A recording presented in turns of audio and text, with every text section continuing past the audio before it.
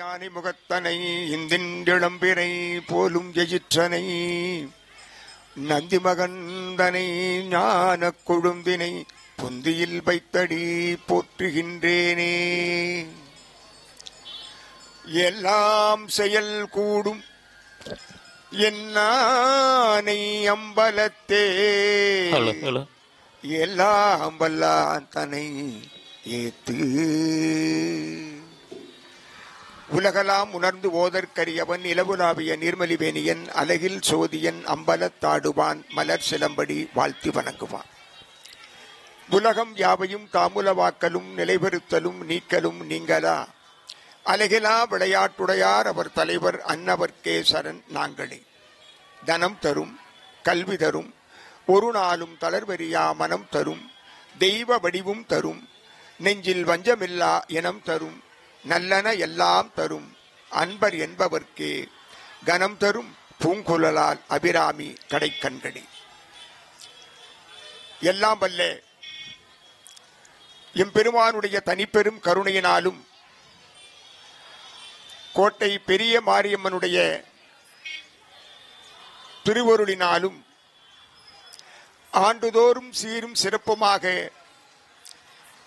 நடைபெற்றுக் கொண்டிருக்கிற ஆடி பெருவிழாவினை ஒட்டி சிறப்பானதொரு பக்தி இசை சொற்பொழிவினை ஏற்பாடு செய்திருக்கிற திருக்கோவில் அறங்காவல் குழு தலைவர் அருமை சகோதரர் SD சக்திவேல் அவர்களே மற்றும் அறங்காவல் குழுவிலே அங்கம் வகித்திருக்கிற இனிய அறங்காவல் குழுவை சார்ந்திருக்கிற இனிய சகோதர சகோதரிகளே, திருக்கோவில் செயல் அலுவலர் அவர்களே மற்றும் திருக்கோவிலை சார்ந்திருக்கிற அலுவலக நண்பர்களே, அர்ச்சக பெருமக்களே, குழுமியிருக்கிற பக்தகோடி பெருமக்களே, ஆன்மீக செல்வர்களே, அன்பு தாய்மார்களே, உங்கள் அத்தனை பேருக்கும் எளியனுடைய பணிவான நன்றி கலந்த வணக்கத்தை மகிழ்ச்சியோடு இந்த இனிய பொழுதில் தெரிவித்து பக்தி இசை சொற்பொழிவினை நிகழ்த்துவதற்கான அரிய வகையில் நல்லதொரு வாய்ப்பினை ஆண்டுதோறும் வழங்கிக் கொண்டிருக்கிற அனைவருக்கும் இந்த இனிய நேரத்தில் நன்றி கலந்த வணக்கத்தை மகிழ்ச்சியோடு தெரிவித்து மகிழ்கிறோம். அம்மையின் அருள் என்கிற இந்த பக்தி இசை சொற்பொழிவில் உரையாற்றுவதற்காக வருகை தந்திருக்கிற வணக்கத்திற்குரிய ஆன்மீக சிற்பி, ஆன்மீக செல்வர், பெருந்தகை ஐயா டாக்டர் சந்திரசேகர் அவர்களே, நல்ல இனிமையாக தம்முடைய செம்மாந்த இனிய குரலில் கேட்போரையெல்லாம் தம் பக்கம் ஈர்க்க வல்லமை பெற்றிருக்கிற, சக்தி கொண்டிருக்கிற, நம்மையெல்லாம் பாடி பரவசப்படுத்துகிற இனிய அருமை சகோதரர் ஈரோட்டை சார்ந்திருக்கிற கண்ணன் அவர்களே, உங்கள் அத்தனை பேருக்கும் இந்த இனிய நேரத்து வணக்கங்களை மகிழ்ச்சியோடு தெரிவித்துக் கொள்கிறேன். இந்த உலகத்தில் எண்ணற்ற ஜீவராசிகள் இறைவனுடைய திருவருளினாலே படைக்கப்பட்டிருக்கிறது. படைக்கப்பட்டிருக்கிற அத்துணை ஜீவராசிகளும் இந்த உலகத்தில் எதை விரும்புகிறது என்றால் நல்ல ஒரு சுகமான இனிய வாழ்க்கை வாழ வேண்டும் என்றுதான் ஓரறிவிலே இருந்து 6 அறிவு வரைக்கும் இருக்கிற அத்துணை உயிர்களும் அதைத்தான் எதிர்பார்க்கிறது. அந்த வகையில் நம்முடைய பெரியவர்கள் சுகம் என்றால் எது, 3 வேளை உணவு உண்டு வாழுகிற வாழ்க்கை நமக்கு ஒரு சுகமா? இல்லை, நம்மிடத்திலே இருக்கிற செல்வம் நம்மை வழிநடத்தி செல்லுகிறது என்கிற அந்த பொருட்செல்வம் நமக்கு ஒரு சுகமா? அல்லது வீட்டில் பிள்ளைகளை எல்லாம் பெற்று வளர்த்து மகிழுகிற நம்முடைய பெரியவர்கள் சூழ்ந்து வாழுகிற அந்த வாழ்க்கை நமக்கு ஒரு சுகமா?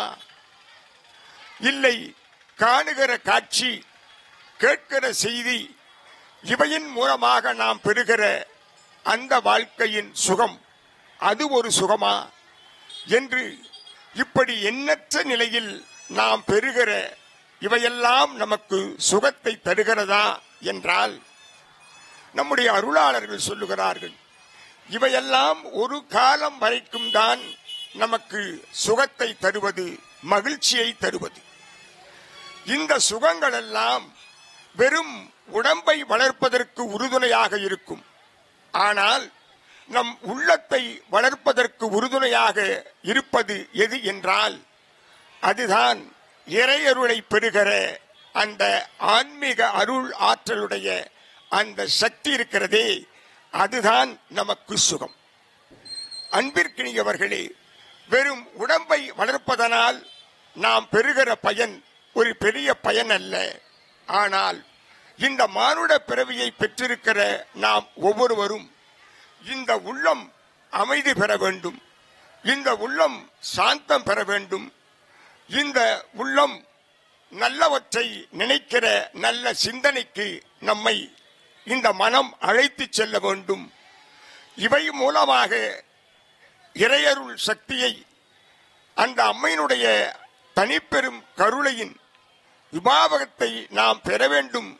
அந்த சுகம்தான் நமக்கு வாழ்க்கையின் யதார்த்தத்தோடு இணைந்திருக்கிற ஒரு தனித்துவம் நிறைந்திருக்கிற ஒரு சுகம் என்று சொல்லுகிறார்கள். அருணகிரிநாத பெருமானிடத்திலே ஒருவர் போய் கேட்டார், இந்த உலகத்தில் சுகம் எது? அருணகிரிநாத பெருமான் அழகாக சொல்லுகிறார், மனிதனே உண்ணுகிற உணவு, உடுக்கிற உடை, இருக்கிற இருப்பிடம் இவையெல்லாம் ஒரு காலம் வரைக்கும் தான். ஆனால் நீ காணுகிற சுகம் இருக்கிறது என்றால் எது தெரியுமா?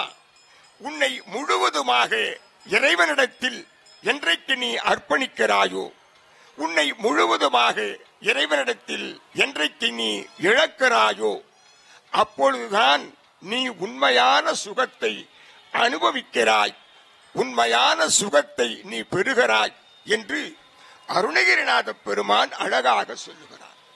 என்னை இழந்த நலம் சொல்லாய் முருகா சுர அனுபூபதியே என்று கந்தர் அனுபூதியில் சொல்லுகிறார். ஆக முழுவதுமாக தன் புலன்களை எல்லாம் அடக்கி கட்டுப்பாடு என்கின்ற அந்த நெறியோடு காணுவதெல்லாம் காட்சியல்ல, பார்ப்பதெல்லாம் நமக்கு பயனுடையதல்ல, சொல்லுவதெல்லாம் நமக்கு சுகமுடையதல்ல, நடப்பதெல்லாம் நம்முடைய நன்மைக்கு அல்ல என்று என்றைக்கு இந்த மனம், இந்த புலன்கள் உணரத் தொடங்கி உன்னை நெறிப்படுத்தக்கூடிய வகையில் இந்த புலன்களை நீ என்றைக்கு கட்டுப்படுத்தி வாழ்வதன் மூலம் நீ காணுகிற சுகம் இருக்கிறதே, அந்த சுகம்தான், அந்த அன்புதான், அந்த கருணைதான், அந்த பரஸ்பரம்தான் உன் வாழ்க்கையில் உண்மையான சுகம் என்று நம்முடைய அருளாளர்கள் சொல்லுகிறார்கள். வள்ளல் பெருமானிடத்திலே ஒருவர் போய் கேட்டார், சுகம் எது என்று வள்ளல் பெருமானிடத்திலே ஒருவர் போய் கேட்டபோது வள்ளல் பெருமான் அழகாக சொல்லுகிறார், அம்மா, தாயே, அகிலாண்ட கோடி பிரம்மாண்ட நாயகியாக இருக்கக்கூடியவளே, அண்ட சராசர உயிர்கள் அத்தனையையும் ஈன்றெடுத்தவளாக இருக்கிற தாயே என்று வள்ளல் பெருமான் அகிலாண்ட கோடி பிரம்மாண்ட நாயகியை, அந்த மாறி தாயை வேண்டி வணங்கி பாடுகிற போது எது சுகம் என்று பாடுகிறார். சுகமே நிரம்ப பெருங்கருணை தொட்டில் இடத்தே என்னை அமர்த்தி அகமே விளங்க திருவருளால் அமுதம் அளித்து அனைத்து அருளை முகமே மலர்த்தி சித்தி முத்து நிலை முழுதும் கொடுத்து மூவாமேல் சுகமேல் இருக்க பணித்தாயே, தாயே என்னை இவ்வுலகில் தந்தாயே என்று சொல்லுகிறார். அழகான ஒரு தொட்டில், அந்த தொட்டில் அழகான ஒரு குழந்தை தாலாட்டுகிறாள் தாய். இனிமையாக பாடுகிற அந்த இசையின் இனிமையில் தன்னை மறந்தவளாக இருக்கிற அந்த குழந்தை மெல்ல மெல்ல தன் கண்களை அப்படியே மூடியவளாக இந்த உலகையே மறந்து அந்த இசையினுடைய அருளில் தன்னை இரண்டர கலந்தவளாக இருக்கிற அந்த குழந்தை பெறுகிற சுகம் இருக்கிறதே, அந்த தாய் பாடின அந்த தாலாட்டின் இனிமை இருக்கிறதே, அதுதான் சுகம். அதைத்தான் ராமலிங்கடிகளாராகிய வள்ளல் பெருமான் சுகமே நிரம்ப பெருங்கருணை என்கிற தொட்டிலிடத்தில் என்னை அமர்த்தி அடுத்து சொல்லுகிறார். முகமே சித்தி நிலை பெற என்று சொல்லுகிறார். ஒருவன் மோன நிலையாகிய அந்த உயர்ந்த நிலையை அடைகிற போது அவருடைய முகம் நல்ல வெளிச்சமாகிய அந்த மோன நிலைக்கு, அந்த சித்தி நிலைக்கு அழைத்து செல்லுகிற ஒரு சிறப்பை இந்த உலகத்தில் அருளாளர்கள் நல்ல ஞான பாடல்கள் மூலமாக, சாத்திரங்கள் மூலமாக, தோத்திரங்கள் மூலமாக, பிரபந்தங்கள் மூலமாக, இப்படி எண்ணற்ற இசையின் மூலமாக அந்த இறையருளை காணலாம், அனுபவிக்கலாம் என்று சொல்லியிருக்கிறார்கள். இப்படி அருளாளர்கள் எல்லாம் சொல்லியிருக்கிற அந்த வரிசையில் தான் நம்முடைய கோட்டையாகிய இந்த தலத்தில் எழுந்துருள பெற்றவளாக இருக்கிற அகிலாண்ட கோடி பிரம்மாண்ட நாயகியாக இருக்கிற இந்த தாய் சுகமே நிரம்ப கருணை என்கிற தொட்டிலிடத்தில் நம்மை கிடத்தி தாளாட்டியவளாக நம்மை அருள்பாலித்துக் கொண்டிருக்கிறாள் என்பதனை பல நூறு ஆண்டுகளுக்கு முன்னே வாழ்ந்திருக்கிற ஞானியர்கள் எல்லாம் தங்களுடைய அனுபவத்தில் உணர்ந்திருக்கிறார்கள். அந்த அனுபவ வார்த்தைகள் தான் பாடல்களாக நமக்கு தந்திருக்கிறார்கள்.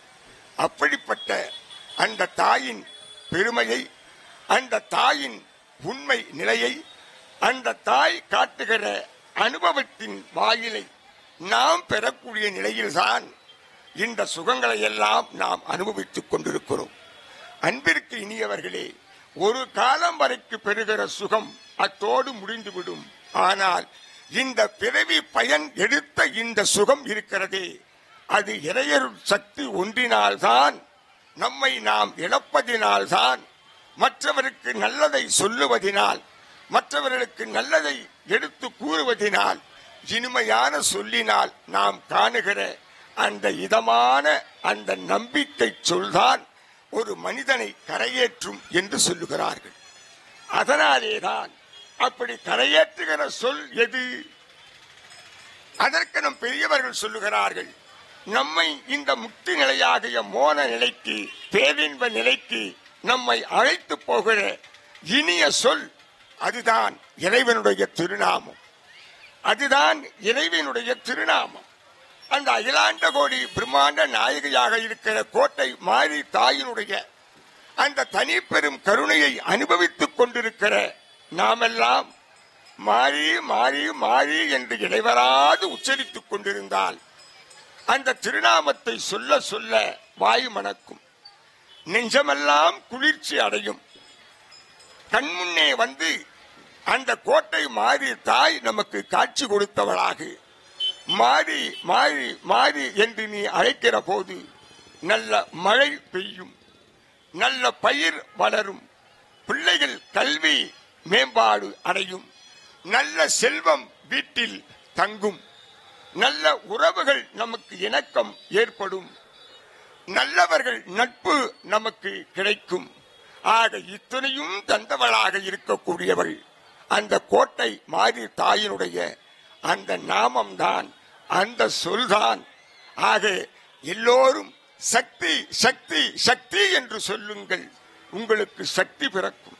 உங்களிடத்திலே இருக்கிற ஆணவம் எல்லாம் நீங்கி போகும், உங்களிடத்திலே நல்ல இனிமையான சுகம் கிடைக்கும் என்பதனாலேதான் எட்டயபுரத்து எழுச்சி கவிஞன் பாட்டுக்கு ஒரு புலவன் பைந்தமிழ் பாரதி சொல்லுகிறான், எதை சொல்ல வேண்டும்? அந்த இறைவியாகிய சக்தியின் பெருமையை சொல்ல வேண்டும் என்கிறான்.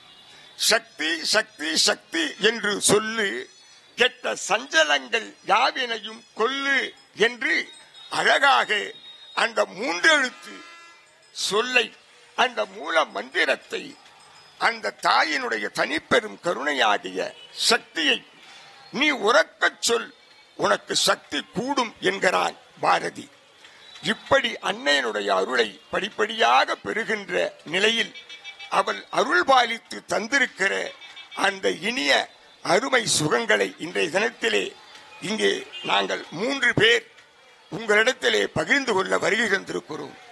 அந்த வகையில் முதலாவதாக நம்முடைய அருமை சகோதரர் கண்ணன் அவர்கள், ஆக எந்த ஒரு தெய்வத்தை நாம் வணங்குவதற்கு முன்பாக விநாயகப் பெருமானை துதித்து நாம் வணங்குவோமே ஆனால் நம்மிடத்தில் இருக்கிற வினை நீங்கி போகும், நம்மிடத்திலே இருக்கிற சஞ்சலம் நீங்கி போகும் என்று அந்த விநாயகர் துதியை முதலாக நமக்கு பாட வருகிறார் நம் அருமை சகோதரர் கண்ணன் அவர்கள்.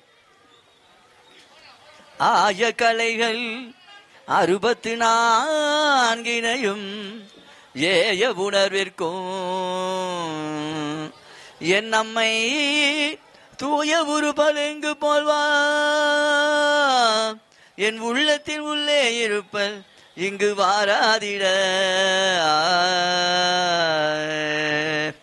கணபதியே வருவாய் அருள்வாய் கணபதியே வருவாய் அருள்வாய் கணபதியே வருவாய். மனமொழிமையாலே தினம் உன்னை துதிக்க மங்கள இசையந்தல் நாவினில் உதிக்க மங்கள இசையந்தல் நாவினில் உதிக்க கணபதியே வருவாய் அருள்வாய் கணபதியே வருவாய். தூக்கிய துதிக்கையில் வாழ்த்துக்கள் அளிக்க துணியும் அணி என கணீரென்று ஒழிக்க தூக்கிய துதிக்கையில் வாழ்த்துக்கள் அளிக்க துணியும் அணி என கணீரென்று ஒழிக்க ஊக்குக நல்லிசை உள்ளம் கழிக்க உண்மை நாணம் செல்வமும் கொளிக்க உண்மை நாணம் செல்வமும் கொளிக்க கணபதியே வருவாய் அருள்வாய் கணபதியே வருவாய்.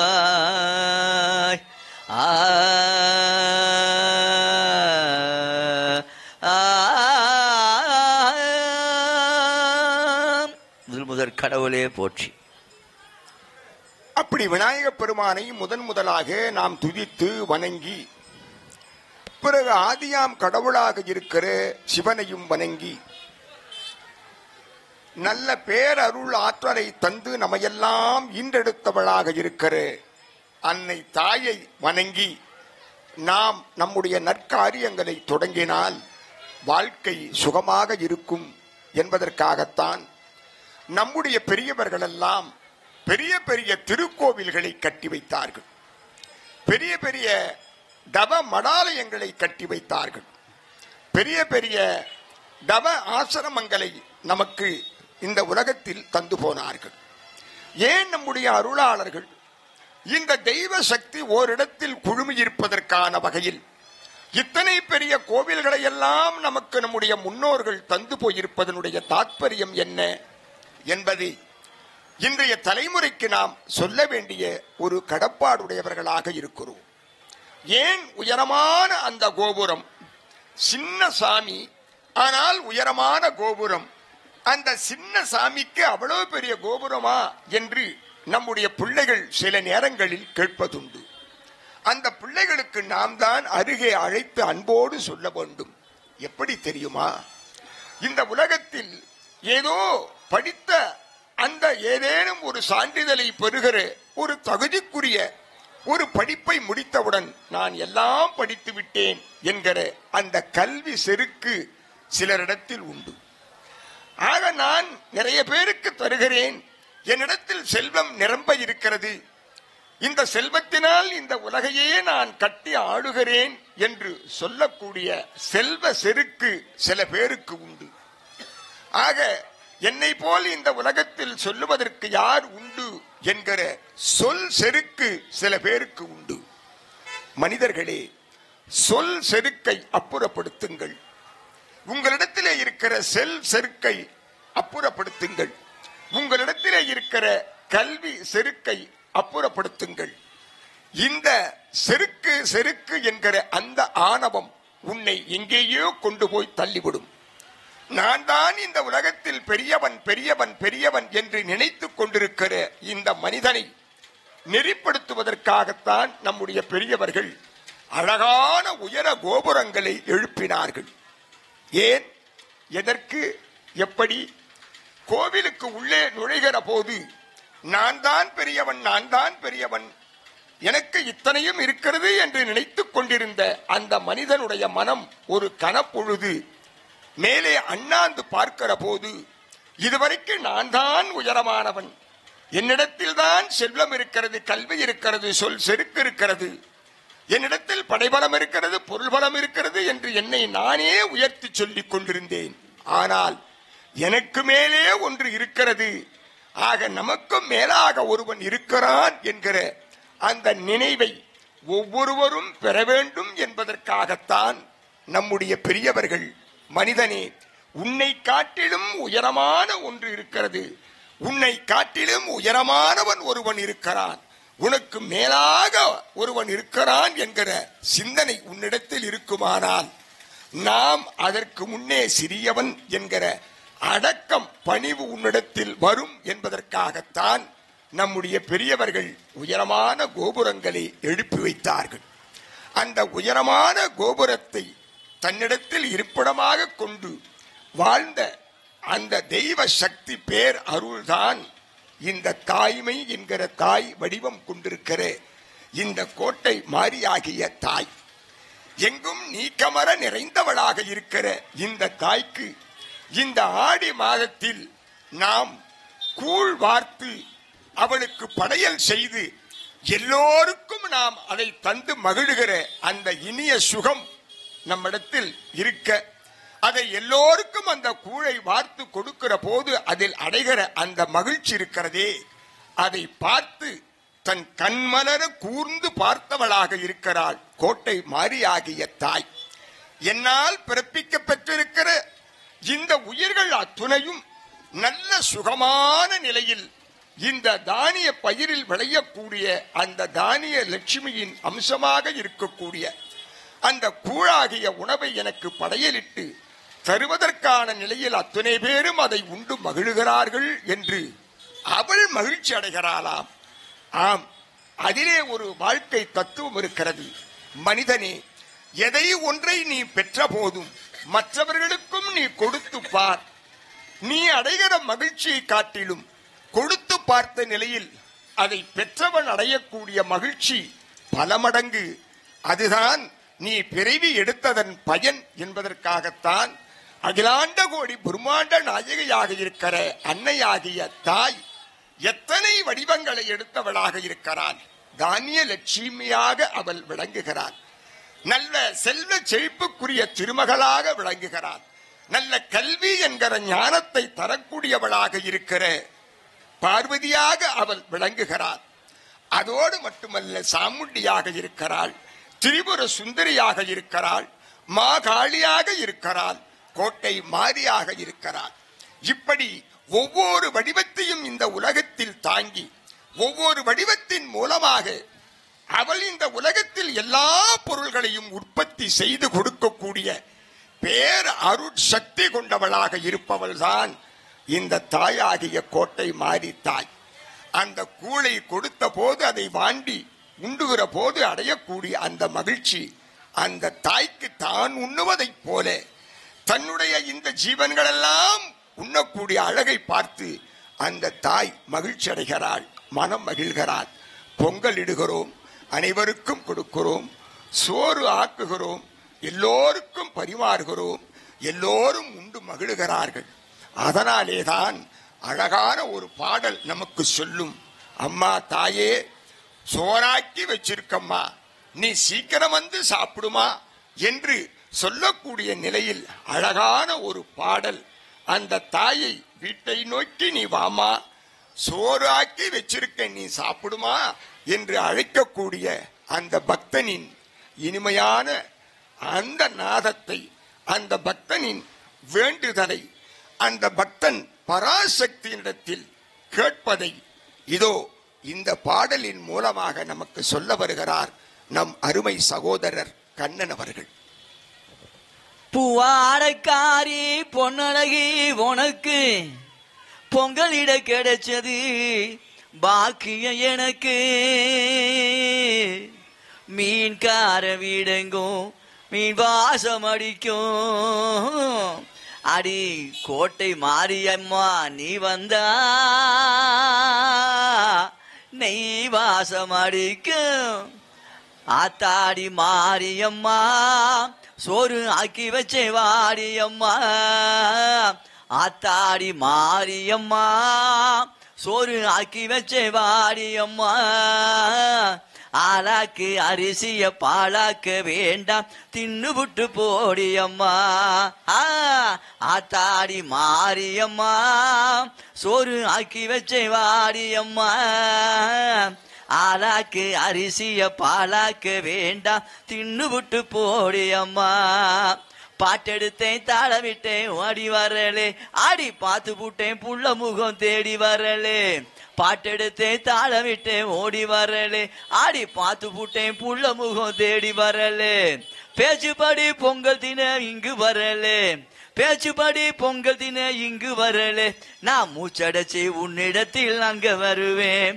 ஆத்தாடி மாரியம்மா சோறு ஆக்கி வச்சே வாடியம்மா. ஆளாக்கு அரிசிய பாலாக்க வேண்டாம் தின்னு விட்டு போடியம்மா.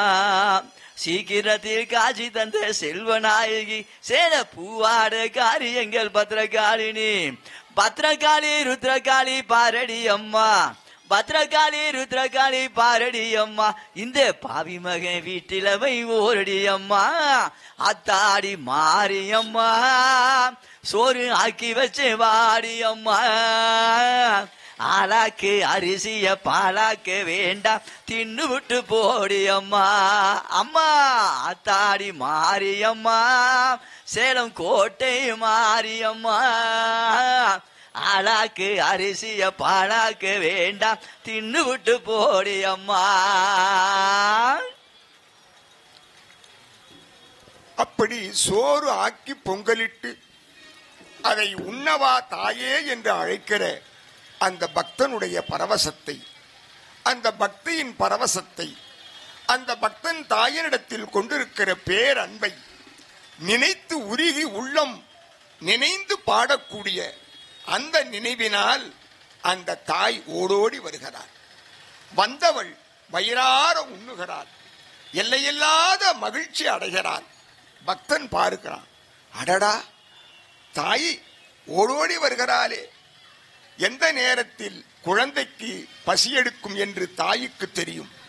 ஆனால் தாய் பசித்திருப்பாளே என்று நினைக்கக்கூடிய அந்த பக்தனுடைய பரவசத்தை இங்கே காட்டக்கூடிய அழகான பாடல் நமக்கு ஒரு கருத்தை சொல்லுகிறது. ஆக தெய்வம் இந்த உலகத்தில் எல்லாவற்றையும் நமக்கு கொடுத்திருக்கிறது. கொடுத்திருக்கிற அந்த உணவு, கொடுத்திருக்கிற அந்த உடை, கொடுத்திருக்கிற அந்த இருப்பிடம், இவை மூன்றையும் தந்திருக்கிற இந்த தாய், அவள் தங்குவதற்கு, அவள் நம்மிடத்தில் அருகே வந்து பேசுவதற்கு, நாம் வைத்திருக்கிற சோற்றினை உண்ணுவதற்கு அந்த தாய் என்றைக்கேனும் ஒரு நாள் நம் வீட்டிற்கு வரமாட்டாளா? என்றைக்கேனும் ஒரு நாள் அந்த தாய் நம்ம வீட்டில் வந்து தங்க மாட்டாளா? என்றைக்கேனும் ஒரு நாள் அந்த தாய் என் கண்முன்னே காட்சி கொடுக்காமலா போய்விடுவாள் என்று நினைக்கின்ற மாத்திரத்திலேதான் அற்புதமான அந்த பாடல் கொடுத்த அவளுக்கு, கொடுத்த அந்த சுகபோகத்தை தந்திருக்கிற அந்த தாய்க்கு நீயும் ஒருபடி சோறு கொடு, அந்த தாய் உண்ணுவாள் என்று கொடுத்தவனுக்கு இந்த உலகத்தில் திரும்ப நாம் அவனுக்கு கொடுக்க வேண்டும். இப்படித்தான் இந்த உறவான வாழ்க்கை இருக்க வேண்டும் என்பதைத்தான் பக்தன், தெய்வம், உறவு நமக்கு சொல்லுவார்கள். ஜீவாத்மா பரமாத்மா உறவு நமக்கு இப்படித்தான் சொல்லுவார்கள். ஒரு அடி எடுத்து நாம் வைக்கிற போது அவன் 10 அடி முன்னே நம் முன்னே வந்து வாயிலிடத்திலே காத்து நிற்பான். இந்த கோடை மாதத்தில், இந்த அற்புதமான, இந்த இனிமையான நம்முடைய ஆடி பெருவிழாவில் இத்தனை பெரிய கூட்டங்களுக்கு மத்தியில் செல்ல குழந்தையாக அவள் ஓரிடத்தில் நின்று கொண்டு பார்த்து கொண்டிருப்பாள். நல்ல பட்டு ஆடை உடுத்தியவளாக இருக்கிற பத்தினி பெண்ணாக ஓரிடத்தில் நின்று நம்முடைய செயல்களை பார்த்து கொண்டிருப்பாள். அங்கே நின்று கையேந்தி அந்த கூழை பெற்று குடிக்கக்கூடிய அந்த வரிசையில் இந்த தாய் அந்த வரிசையில் நின்று கொண்டிருப்பாள். இங்கே எப்படி இருப்பாள்? எந்த நிலையில் இருப்பாள்? எந்த உடை உடுத்தியவளாக வருவாள்? எப்படிப்பட்ட சின்னஞ்சிறு பிள்ளையா, பெரியவனா, ஆக முதியவனா என்று இப்படியெல்லாம் நாம் யோசிக்கக்கூடிய எண்ணற்ற நிலைகளில் அந்த தாய் ஓடோடி வருவாள். ஆம், குழந்தைக்கு பசி எடுக்கும் என்று நினைத்து வருகிற அந்த தாய்க்கு இந்த ஆடிப்பெரு திருவிழாவில் அவளை குளிர்ச்சிப்படுத்த, அவளுடைய பசியை போக்க நாம் இந்த உணவை தருவோம், ஊழ்வார்த்து கொடுப்போம், இந்த தானியத்தை நாம் காப்போம், இந்த தானிய லட்சுமியை நாம் வணங்குவோம் என்பதைத்தான் அற்புதமாக இந்த ஆடி திருவிழாவில் இந்த கோட்டை மாறி தாய்க்கு நாம் ஊழ்வார்த்து கொடுக்கிறோம்.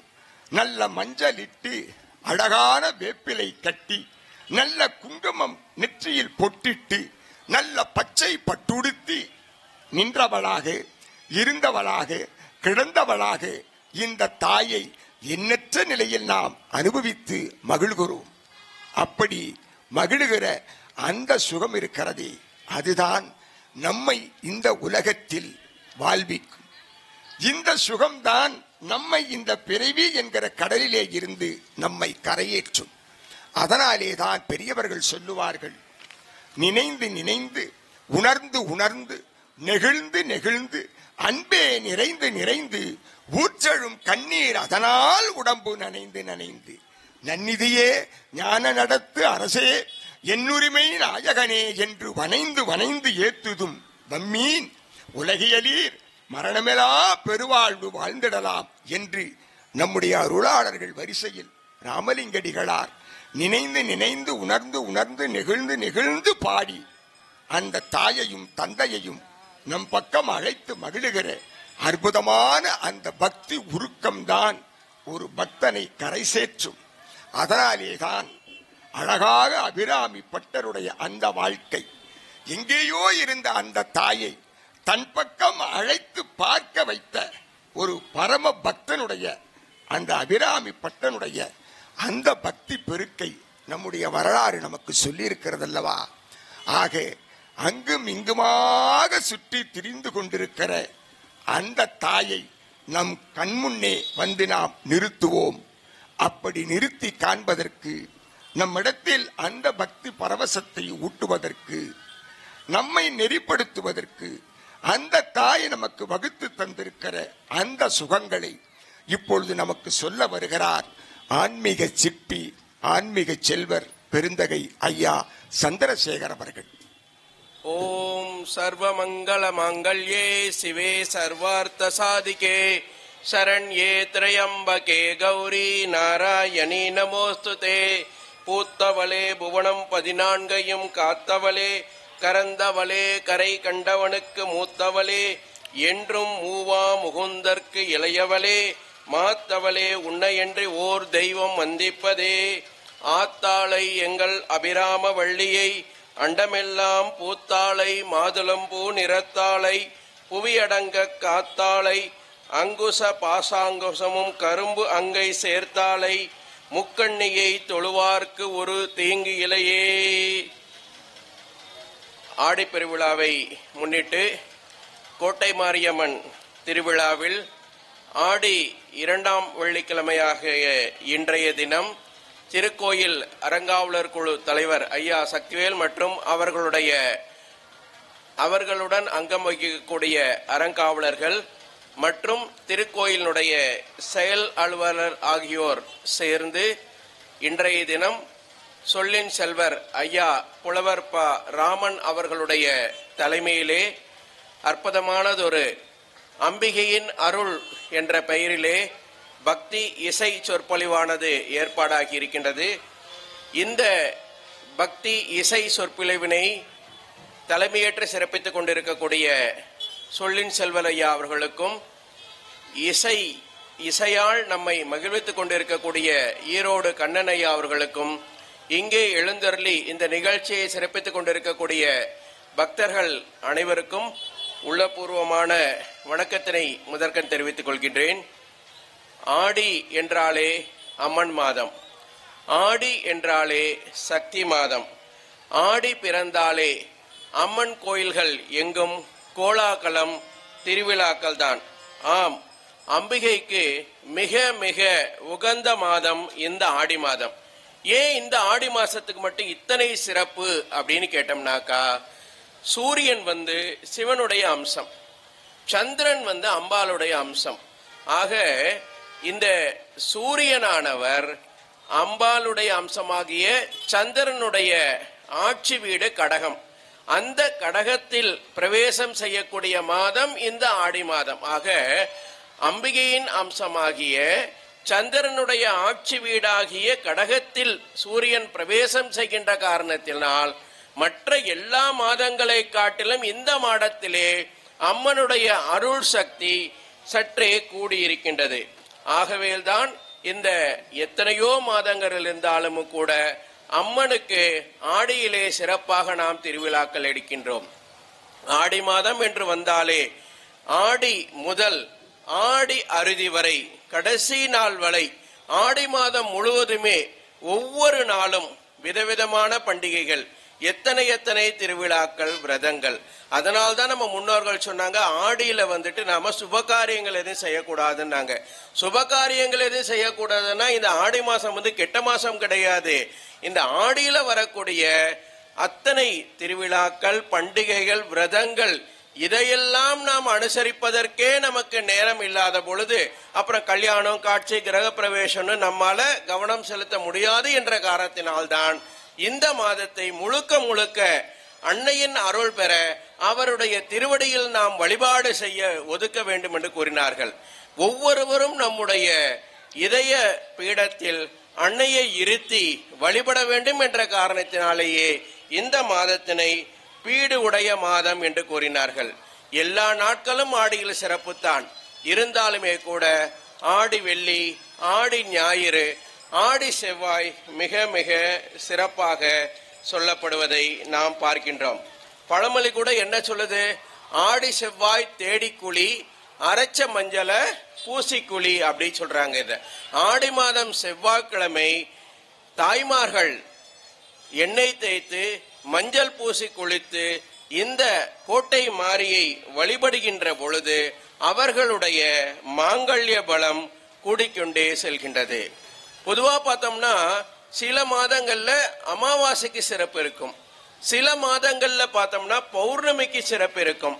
ஆனா ஆடி பௌர்ணமி, ஆடி அமாவாசை இரண்டுமே சிறப்பு பெறக்கூடிய மாதம் இந்த ஆடி மாதம் தான். இந்த ஆடி மாதத்துல வரக்கூடிய அமாவாசை என்று நாம் நம்முடைய முன்னோர்களுக்கு அந்த பித்ரு கடனை, தர்ப்பணம் முதலான சடங்குகளின் மூலமாக செய்கின்ற பொழுது அந்த முன்னோர்கள் மகிழ்ந்து நமக்கு ஆசீர்வதிக்கின்றார்கள்.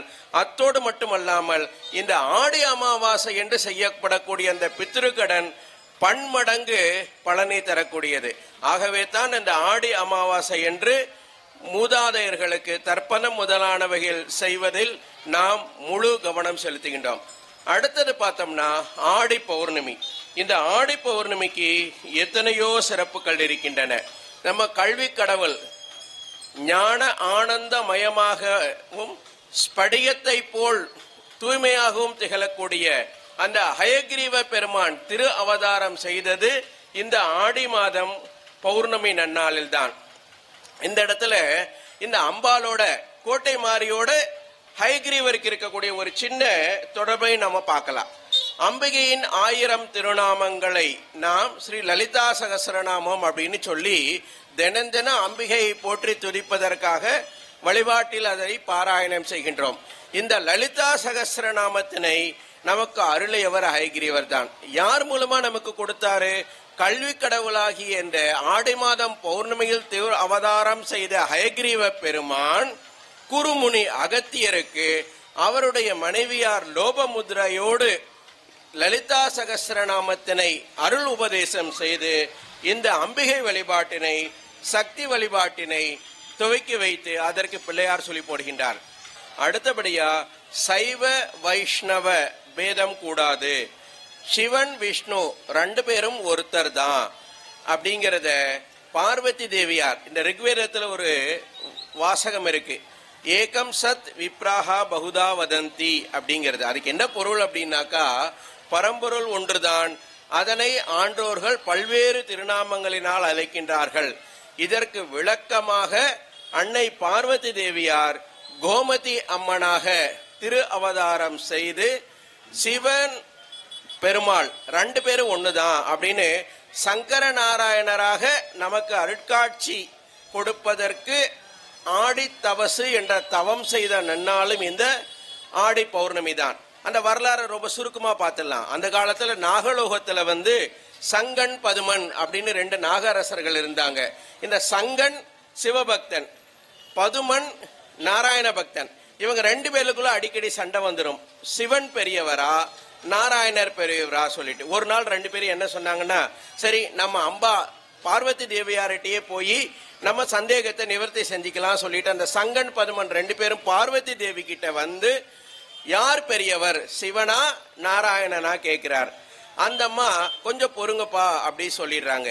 அப்புறம் சிவபெருமான்கிட்ட போய் கேட்கிறாங்க, சுவாமி உங்க 2 பேத்துல எந்த வேறுபாடும் கிடையாது, ஆனால் பக்தர்கள் தங்களுக்குள் வேறுபாடு கற்பித்துக் கொண்டு வருகின்றார்கள். ஆகவே அவர்களிடையே இந்த வேறுபாடு மறந்து ஒற்றுமை உணர்வோடு பக்தி செலுத்துவதற்கு நீங்க தான் அனுகிரகம் பண்ணணும்னு சொல்றாங்க. உடனே சுவாமி சொல்றாரு, அது அவ்வளவு சுலபம் கிடையாதம்மாங்கிறார். அப்ப என்ன பண்ணணுங்கிறார், முறைப்படி பிரார்த்தனை அப்படிங்கிறார். அப்புறம்தான் அந்த அம்மா தவம் செய்கின்றார்கள். சுவாமியும் சங்கர நாராயணராக பேதமின்றி திருக்காட்சி தருகின்றார். அந்த திருநாளும் இந்த ஆடி மாதம் பௌர்ணமி தான். அடுத்து பார்த்தோம்னாக்கா, அன்னை ஆதிபராசக்தி தக்ஷனின் மகளாக தாக்ஷாயினியாக திரு அவதாரம் செய்கின்றார். ஆனால் சர்வேஸ்வரனையே தன்னுடைய மருமகனாகவும் அகிலலோக நாயகியே தன்னுடைய மகளாகவும் பெற்றும் கூட அந்த தக்ஷன் அந்த நன்றியை மறந்து சிவபெருமானை அவமானம் செய்கின்றான், அவரை அவமதிக்கின்றான். எனவே அன்னை ஆதிசக்தி அகிலாண்ட கோடி பிரம்மாண்ட நாயகியானவள் நான் இனி இந்த தக்ஷனின் மகள் தாக்ஷாயினி என்ற பெயரோடு இருக்க விரும்பவில்லை என்று கூறி அந்த உடலை உகுத்துவிட்டு பர்வதராஜன் இமவான் மற்றும் மேனாவிற்கு பார்வதியாக உமாதேவியாக திரு அவதாரம் செய்த அந்த திருநாளும் இந்த ஆடி மாசத்தில் வரக்கூடிய ஒரு பூரண நாள் தான். அதே போல பூமி பிராட்டியார் ஆண்டாளாக திரு அவதாரம் செய்து நாம் உய்வதற்கு எத்தனையோ அரிய பாசுரங்களை நல்கி இருக்கின்றார்கள். அந்த ஆண்டாள் திரு அவதாரம் செய்ததும் இந்த ஆடி மாதத்திலே வரக்கூடிய ஒரு பூரண நாள் தான். குருவருள் இருந்தால்தான் திருவருள் கிடைக்கும், குரு இல்லைன்னா திரு கிடையாது. அதான் சாஸ்திரம் நமக்கு சொல்லக்கூடிய உண்மை. சைவ சித்தாந்தம் என்ன சொல்றது, குரு தான் உன்னை சுவாமி கிட்ட அழைச்சிட்டு போவார், ஆனா உரிய காலம் வருகின்ற பொழுது அந்த இறைவனே உனக்கு குருவாக வருவார் அப்படின்னு சைவ சித்தாந்தம் சொல்லுது. இதை உறுதிப்படுத்துகின்ற வகையிலே சேலம் தந்த தமிழ் மகள் ஔவையார் தம்முடைய விநாயகர் அகவலிலே குவளையம் தன்னில் குருவடிவாய் திருவடி வைத்து திறம் இது பொருள் என அப்படின்னு ரொம்ப அழகா சொல்றாங்க. ஆக இறைவனே தான் குருவா வர்றார் அப்படிங்கிறது உறுதி செய்யப்படுகின்றது. வேதம் என்ன சொல்றது, இன்னும் ஒரு படி மேல போய் குருவே பிரம்மா குருவே விஷ்ணு குருவே சிவபெருமான், குருர் பிரம்மா குருர் விஷ்ணு குருர் தேவோ மகேஸ்வரஹ குரு சாட்சாத் பரம் பிரம்ம தஸ்மை ஸ்ரீ குரவே நமக அப்படி சொல்றது. இப்படி ஆடி மாதத்திற்கு எண்ணற்ற சிறப்புகள் இருக்கு. இன்னும் ஒரே ஒரு சிறப்பை சொல்லி இந்த ஆடி மாத சிறப்புகளைத்தோடு நாம நிறைவுக்கு கொண்டு வரலாம். பெண்கள் சகல சௌபாகியங்களும் பெற்று நிறைவான முழுமையான வாழ்க்கை வாழ்வதற்காக ஔவையார் நோன்பு அப்படின்னு ஒரு விரதத்தை அனுசரிப்பார்கள். அந்த ஔவையார் நோன்பு அனுசரிக்கப்படக்கூடிய நாள் என்னன்னா ஆடி மாதம் ஒரு செவ்வாய்க்கிழமை தான். இந்த ஆடி மாதம் செவ்வாய்க்கிழமையில் பெண்கள் ஔவையார் நோன்பு நோற்று அன்னை கோட்டமாரியின் அருளை பெற்று பெருவாழ்வு வாழ்வதும் இந்த ஆடி மாதத்தில்தான். இப்படி ஆடியின் பெருமையை நாம் சொல்லிக்கொண்டே செல்லலாம். மீண்டும் தொடருவோம். அறிவோம். அன்பிற்கினியவர்களே, அருமை சகோதரர் ஆன்மீக சிற்பி அருந்தவ செல்வர் ஐயா டாக்டர் சந்திரசேகர் அவர்கள் ஆடி மாதத்தினுடைய பெருமையை அழகாக நமக்கு சொன்னார்கள். ஆடி கிருத்திகை, ஆடி தபசு, ஆடி பூரம், ஆடி பௌர்ணமி, ஆடி செவ்வாய், ஆடி வெள்ளி என்று கல்விக்கடவுளாக இருக்கிற ஹயக்கிரிவருடைய அந்த தனிப்பெரும் கருணை வெளிப்பட்ட மாதமும் இந்த மாதம்தான் என்று ஆடி மாதத்தினுடைய பெருமையை அற்புதமாக நமக்கு சொன்னார்கள். ஆம், ஆடியில் எவன் ஒருவன் அந்த தாயை போய் வணங்குகிறானோ அவனுடைய வாழ்க்கையின் இது நாள் வரைக்கும் அவன் ஆடிக்கொண்டிருந்த அந்த ஆட்டமெல்லாம் ஒரு பக்கம் நின்றுவிடும். உன்னிடத்தில் இருக்கிற நான் எனது என்கிற அகங்கார மமகாரமும் காம குரோத லோப மோக மத மாச்சரியம் என்று சொல்லக்கூடிய அறுவகை தீய குணங்களும் உன்னிடத்தில் இருந்து நீங்க வேண்டுமானால், உன் ஆட்டமெல்லாம் சற்றே ஓய்ந்து போக வேண்டுமானால், நீ அந்த ஆடி மாதத்தில் பெரும் தெய்வமாக விளங்கக்கூடிய தாய்மை குணம் நிரம்ப பெற்றவளாக இருக்கிற அனைத்து உயிர்களையும் தன்னுடைய தனி பெரும் கருணை என்கிற தொட்டிலிடத்தில் பிரவேசித்தவளாக இருக்கிற அந்த கோட்டை மாறி தாயை நீ போய் வணங்கு. நீ மடிப்பிச்சை ஏந்தியவளாக அவள் முன் போய் நீ நில்லு. ஒரு நாலனா கற்பூரம் கையிலே ஏந்தியவளாக, 4-5 அந்த வேப்பிலை இலைகளை கையிலே தாங்கியவளாக, 4-5 குங்கும துளிகளை தன்னுடைய கையிலே ஏந்திய நிலையில், மஞ்ச தூளை உன்னுடைய கையிலே ஏந்திய நிலையில், அந்த உப்பு சாரத்தை உன் கையிலே அள்ளி அந்த தேவிக்கு இவை அத்தனையையும் நீ படையலாக இட்டுப்பார். இந்த ஆடி மாதத்தில் என்னென்ன நீ வேண்டுகிறாயோ அத்தனையும் தந்தவளாக இருப்பாள் அந்த கோட்டை மாறி தாய். அதைத்தான் சகோதரர் அவர்கள் அற்புதமாக சொன்னார்கள். வேண்டுவார்க்கு வேண்டியதை அளிப்பவளாக இருப்பவள் அந்த தாய். அம்பிகையை தொழுதால் அதிக வரம் பெறலாமே என்று பைந்தமிழ் பாரதி சொல்லுவான். அப்படி என்ன அதிக வரம் பெறக்கூடியவளாக இருப்பாள்? இந்த ஆடி மாதத்தில் இந்த கோட்டை மாறி தாயை சிவந்த உன் கண்களோடு அவளுடைய அந்த கண் பார்வை உன் மீது விழும்படியாக அவள் முன்னே நீ நின்று, அம்மா தாயே, திருமணமாகி கிட்டத்தட்ட 10 ஆண்டுகளுக்கு மேலாகிறது. ஆனால் என் குலத்தை சொல்லுவதற்கு, என் குலம் பெருமை அடைவதற்கு, என் குலத்தினுடைய சிறப்பை உலக அறிவதற்கு, பெற்ற தாய்களுடைய பெற்ற தந்தைகளுடைய சிறப்பை இந்த உலகம் அறிவதற்கு, தாயே எனக்கு ஒரு குழந்தை கொடு என்று அந்த குழந்தை பாக்கியம் வேண்டி இந்த குழந்தையாக இருக்கிற இந்த கோட்டை மாறியாகிய இந்த தாயை குழந்தையாக இருக்கிற நாம் போய் மடிப்பிச்சை ஏந்தி நின்றால் அடுத்த ஆடிக்குள் இந்த தாய் அழகான ஒரு குழந்தையை நம் கைக்கு கொண்டு வருவார். அப்படி ஆடி மாதத்தில் குழந்தை பாக்கியம் வேண்டும் என்று நினைத்து யார் ஒருவர் இந்த தாயை வணங்குகிறார்களோ அவர்களுக்கு பிள்ளை பாக்கியம் கொடுப்பார்.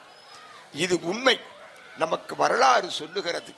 அனுபவித்த பெரியவர்கள் நமக்கு சொல்லுகிறார்கள். அம்மா தாயே, கட்டின கணவனோ வருவாய் இல்லாமல் சுற்றி திரிந்தவனாக இருக்கிறான். குடும்ப பாரம் சிறிதும் உணராதவனாக இருக்கிறான். பிள்ளைகளெல்லாம் பசி பஞ்சம் பட்டினி என்று திரிந்து கொண்டிருக்கிறார்கள்.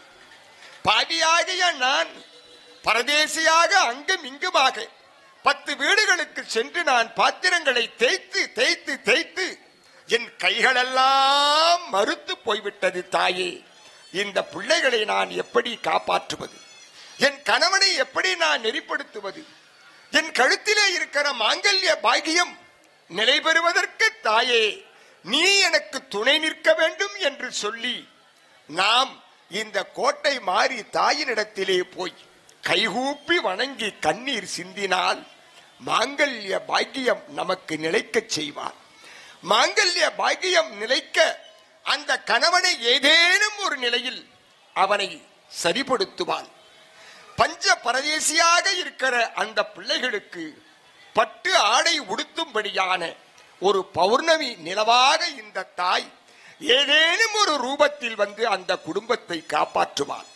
அதனாலே தான் ஆடி மாதத்தில் கையிலே தீச்சட்டி ஏந்தி போகிறோம், கையிலே வேப்பிலையை தாங்கி போகிறோம், கையிலே சூலாயுதத்தை தாங்கி கொண்டு போகிறோம். உருள தண்டம் போட்டு நம் உடமையெல்லாம் அங்கத்தையெல்லாம் இந்த தாயினுடைய இருப்பிடத்தில் கொண்டு போய் சரணாகதி செய்கிற போது இந்த தாய் உற்று பார்க்கிறாள். அடடா, நம்முடைய பக்தைக்கு இத்தனை சிரமங்களா? இந்த சிரமங்களை போக்குவதற்கு நாமல்லவா துணை நிற்க வேண்டும் என்று சொல்லி அங்கே வந்து முன்னிற்பாள். அந்த தாய் அந்த குடும்பத்தை காப்பாற்றுவாள், அந்த மாங்கல்ய பாக்கியத்தை காப்பாற்றுவாள், தாலி பாக்கியம் நிலைக்க செய்வாள். அதனாலேதான் இந்த ஆடி மாதத்தில் எங்கே எல்லாம் இந்த மாரியம்மன் கோவில்கள் இருக்கிறதோ அங்கே எல்லாம் இந்த தாலி கயிற்று சரடை அந்த தாய்க்கு காணிக்கையாக்குவார்கள். அந்த நின்ற நெடிய அந்த மர தூண்களில் இந்த தாலி கயிற்றை அவளுக்கு கழுத்தில் சூடுவது போல சூடி, உன் மாங்கல்யம் நிலைக்க பெருமாட்டி நீ எப்படி இருக்கிறாயோ அப்படி நானும் இருக்க வேண்டும், இந்த மாங்கல்ய பாக்கியத்தை எனக்கு காக்க நீ அருள் புரிய வேண்டும் என்று இந்த ஆடி மாதத்தில் அந்த வேப்ப மரத்திலும் வேல மரத்திலும் இப்படியாக அந்த தாலியாகிய சரடு கயிற்றை தேவிக்கே சூட்டுவது போல கட்டி மகிழக்கூடிய மாதமும் தான் இந்த மாதம். அதனாலேதான் பௌர்ணமி நிலவு என்ன, சந்திரன் என்ன, சூரியன் என்ன, அது இடப்பக்கம் போனால் என்ன, வலப்பக்கம் போனால் என்ன, அது இருளாக இருந்தால் என்ன, அதுவும் ஆடி அமாவாசை நாளாகத்தானே எனக்கு இருக்கிறது தாயே என்று சொல்லி அந்த அபிராமி பட்டர் அற்புதமாக அந்த தாயினிடத்திலே வேண்டி தன்னிடத்திலே இருக்கிற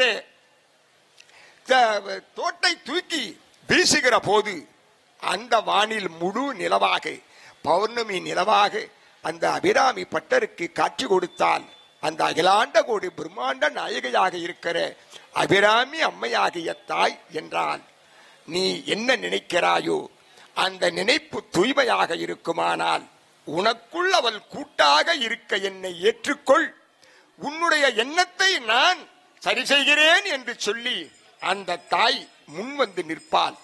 அப்படித்தான் ஆதிசங்கரருக்கு கனகதாரா தோத்திரம் பாட வறுமை கொண்டிருந்த அந்த வீட்டில் துவாதசி நன்னாளில் போய் ஆதிசங்கரர் நிற்க நின்ற அந்த பெருமானுடைய பசியை போக்க அந்த துவாதசி நன்னாளில் தனக்கு என்று வைத்திருந்த அந்த நெல்லிக்கனியை பிச்சை ஏந்தி வந்து நின்றவனாக இருக்கிற ஆதிசங்கரருக்கு கொடுத்தாள். அந்த தாய் அழகாக இந்த வறுமை நிறைந்திருக்கிற இந்த வீட்டில் வறுமையை போக்கி அழகான நிலையில் இந்த குடும்பத்தை உயர்த்த வேண்டும், இந்த பக்தியின் உச்சத்திற்கு நாம் அடிபணிகிறோம் என்று ஆதிசங்கரர் தங்கமாகிய நெல்லிக்கனிகளை தங்க தாரகையாக அந்த வீட்டில் கொட்டும்படியாக செய்தார். ஒரு நெல்லிக்கனிதான் வயிற்றினுடைய பசியை போக்க உணவாக கொடுத்தால் அந்த தாய், ஆனால் 1000 நெல்லிக்கனிகளாகிய அந்த தங்க கனிகளை அந்த வீட்டில் கொட்டும்படியாக செய்வித்து கனகதாரா தோத்திரம் பாடினார் ஆதிசங்கராகிய அந்த பெருமான். என்றால் என்ன நீ நினைக்கிறாயோ அந்த நினைப்புக்கு முன்னே வந்து உனக்கு செய்வான் இந்த கோட்டமாரியாகிய தாய். ஆம், அப்படித்தான் அபிராமி பட்டருக்கும் காட்சி கொடுத்தால். இதோ காட்சியை பாட வருகிறார் நம் அருமை சகோதரர் கண்ணன் அவர்கள். மணியே மணியில் ஒளியே ஒளிருமணி புனைந்த பணியே அணியும் அணிக்கலையே அணுகாதவர்க்கு பிணியே பிணிக்கு மருந்தே அமர பெருவிருந்தே பணியேன் ஒருவரை நீ பத்மபாதம் பணிந்த பின்னே சொல்லடி அபிராமி வானில் சுடர் வருமோ எமக்கு இடர் வருமோ பதில் சொல்லடி அபிராமி வானில் சுடர் வருமோ எமக்கு இடர் வருமோ பதில் சொல்லடி அபிராமி நில்லடி முன்னாலே முழு நிலவினை காட்டு உள் கண்ணாலே சொல்லடி அபிராமி பல்லுயிரும் படைத்த பரமனுக்கே சக்தி படைத்ததில்ல முந்தன் செயலல்லவோ நீ சொல்லுக்கெல்லாம் சிறந்த சொல்லல்லவோ நீ சொல்லுக்கெல்லாம் சிறந்த சொல்லல்லவோ இந்த சோதனை எமக்கல்ல உமக்கல்லவோ சொல்லடி அபிராமி வாராயோ ஒரு பதில் கூறாயோ நிலவென வாராயோ அருள்மலை தாராயோ வாராயோ ஒரு பதில் கூறாயோ நிலவென வாராயோ அருள்மலை தாராயோ வானம் இடிபடவும் பூமி பொடிபடவும் நடுவில் நின்றாடும் வடிவழகே முடியலாட குடியலாட குடிபட எழுந்தாட வரும் கலை அழகே பிள்ளை உள்ளம் துள்ளும் வண்ண பேரிகையே கொட்டி வரும் அத்தளமும் சத்தமிட வாராயோ ஒரு பதில் கூறாயோ நிலவென வாராயோ அருள்மலை தாராயோ செங்கையில் வண்டு ஜலிஞ்சலி என்று ஜெயம் ஜெயம் என்றாடு இரு சங்கதம் என்று சிலம்பு புலம்பொடு தண்டை கலந்தாடு கொடு கொங்கை கொடும் பகை வென்றன வென்று குலைந்து குலைந்தாடு மலர் பங்கையமே உன்னை பாடிய பிள்ளை முன்னிலவு எழுந்தாடு எழுந்து வாராயோ கனிந்து வாராயோ விரைந்து வாராயோ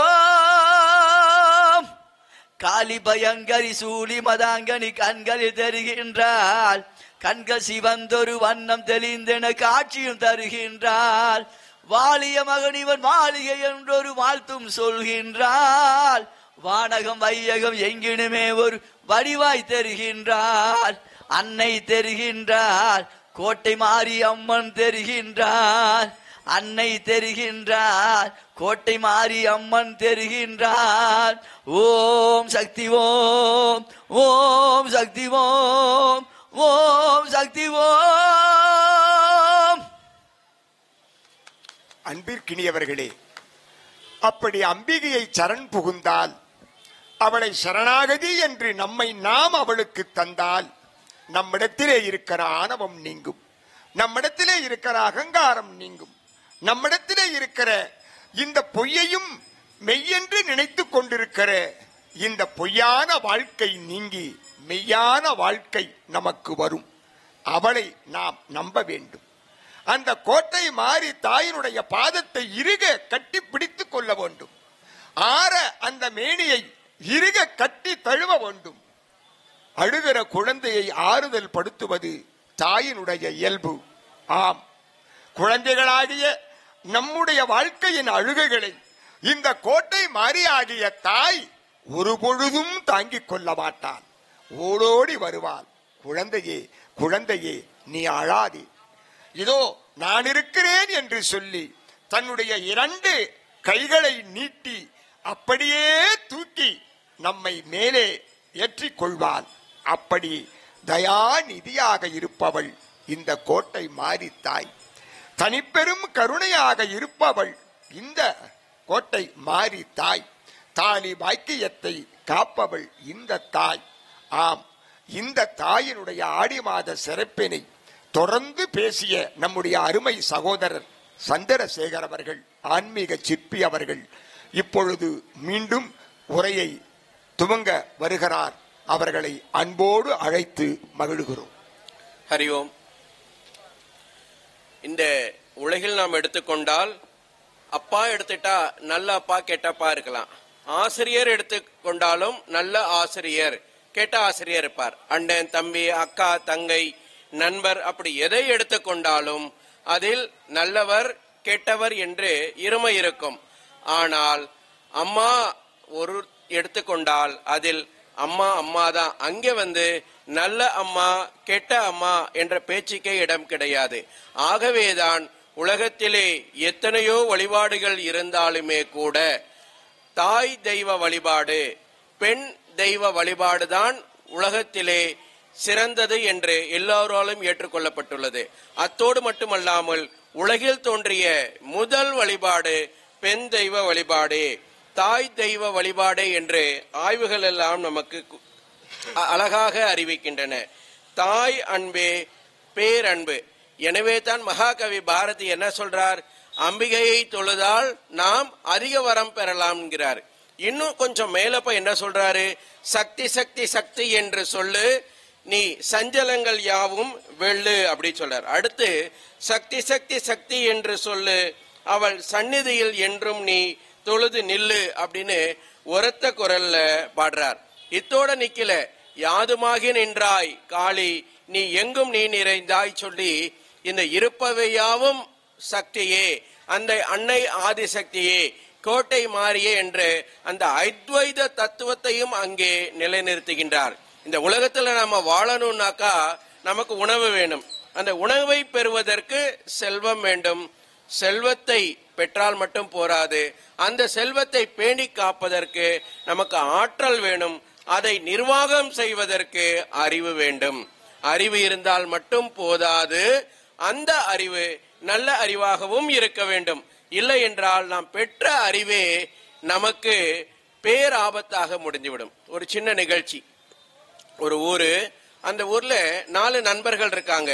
ஒரே கிராமம். பிறந்ததுல இருந்து ஒன்னா விளையாடுறாங்க, ஒன்னா படிக்கிறாங்க. பள்ளி படிப்பை முடிச்சாச்சு, இப்ப கல்லூரி படிப்பையும் 4 பேரும் ஒன்னா முடிச்சிட்டாங்க.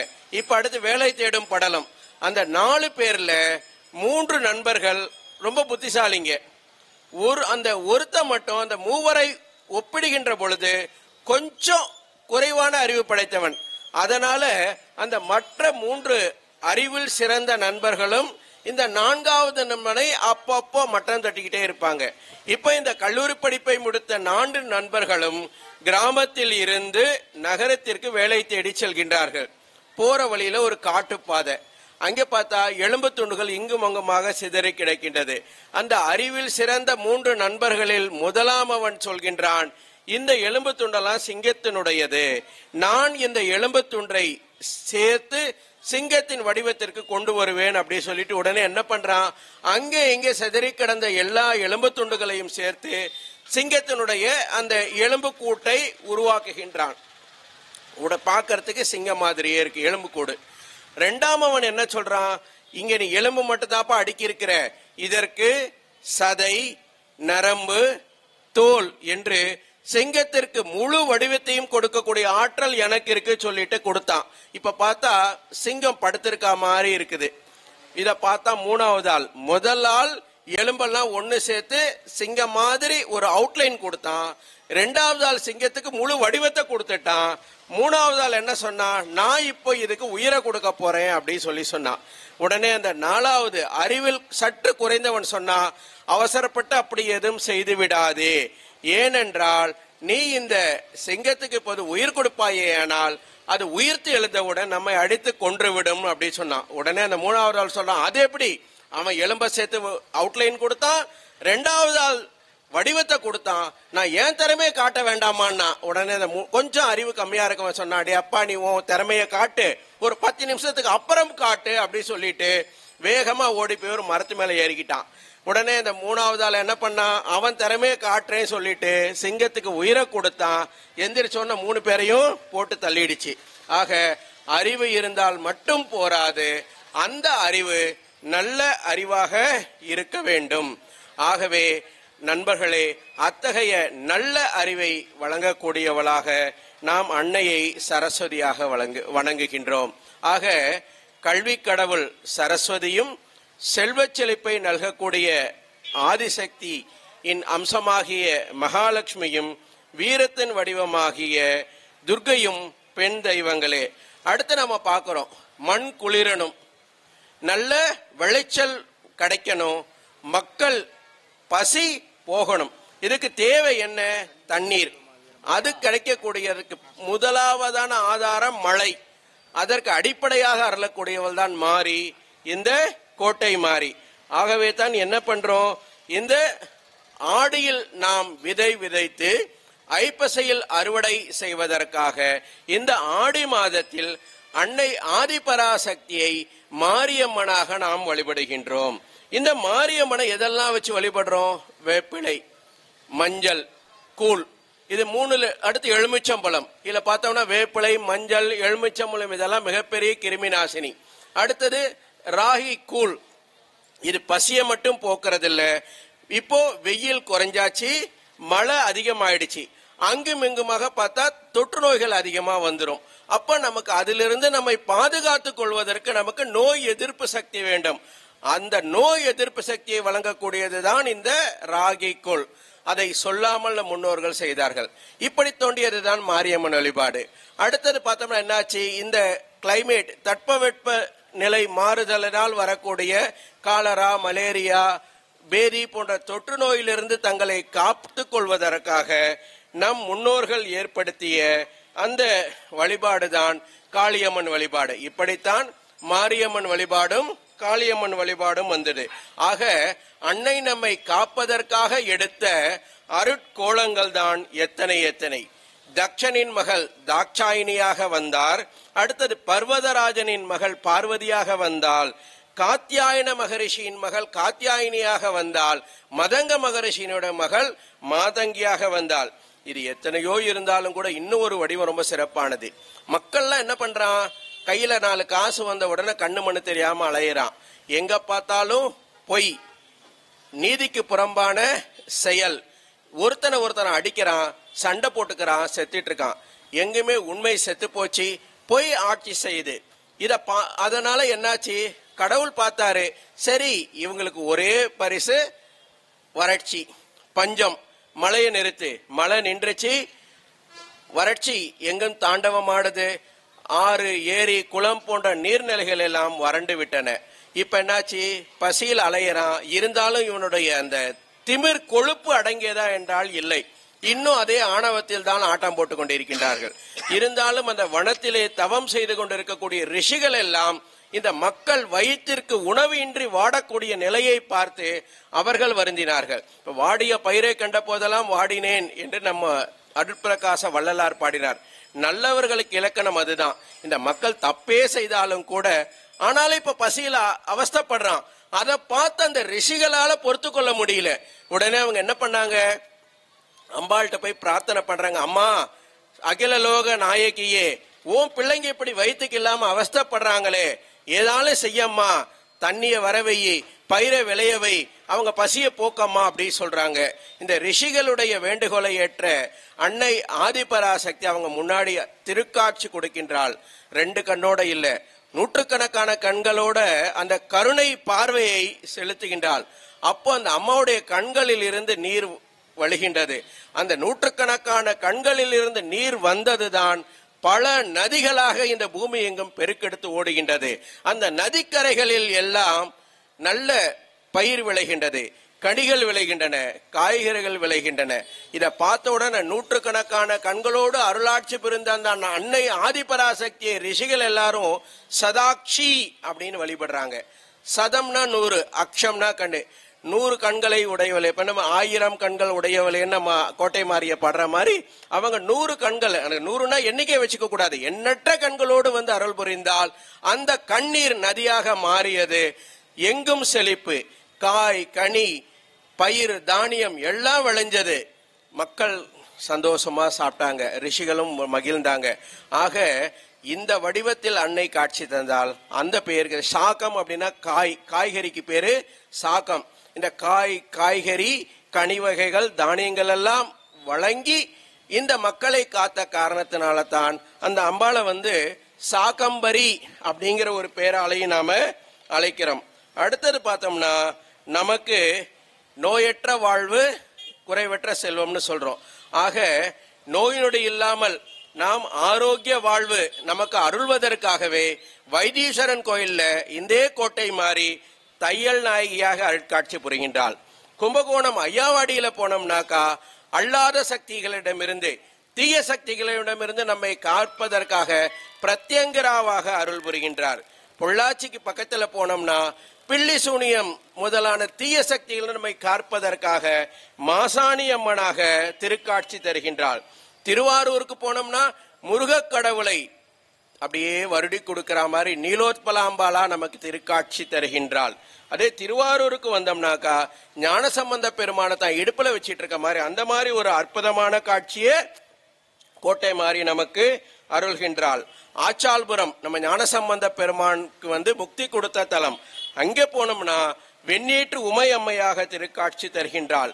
காரைக்குடிக்கு போனோம்னா கொப்புடையம்மன், கங்கை கொண்டானுக்கு போனோம்னா அங்கே பள்ளிகொண்ட துர்கையா நமக்கு காட்சி தரார். திருவானை கோயில்ல அகிலாண்டேஸ்வரி, திருவனந்தபுரத்துக்கு போனோம்னா ஆற்றுக்கால் பகவதி, கொல்லூரில் மூகாம்பிகை, கோலாப்பூரில் மகாலட்சுமி, இப்படியே பார்த்தோம்னா இன்னும் நாகாத்தம்மன், பெரியபாளையத்தம்மன், இசக்கியம்மன் அப்படின்னு எண்ணற்ற அருள் வடிவங்கள் ஏற்று அளவில்லாத அருள்மழை பொழிந்து நமக்கு இன்பமே என்னாலும் துன்பமில்லை அப்படிங்கிற நிலையை அந்த அம்மா கொடுத்துக்கிட்டே இருக்காங்க. இந்த அம்பாள் வழிபாட்டு முறைகளை எல்லாம் நமக்கு தெரிவிக்கக்கூடியதுக்கு அந்த சாஸ்திரத்துக்கு பேர் ஸ்ரீவித்யா அப்படிங்கிற பேர். இந்த ஸ்ரீவித்யா அப்படிங்கிற அம்மன் இந்த தாந்திரிக சாஸ்திரத்தை நமக்கு எளிமையாக எடுத்து கூறியவர் பாஸ்கரராயர் அப்படிங்கிற ஒரு பெரிய மகான். அவர் மகாராஷ்டிர மாநிலத்தில் பிறந்தவர். ஆனாலும் அவருடைய குருவை தேடி தஞ்சைக்கு வருகிறார். தஞ்சாவூர்ல குருவை பார்க்கிறார், தீட்செல்லாம் வாங்கிக்கிறார். மீண்டும் அந்த மகாராஷ்டிர மாநிலத்துக்கு திரும்பி செல்லவில்லை.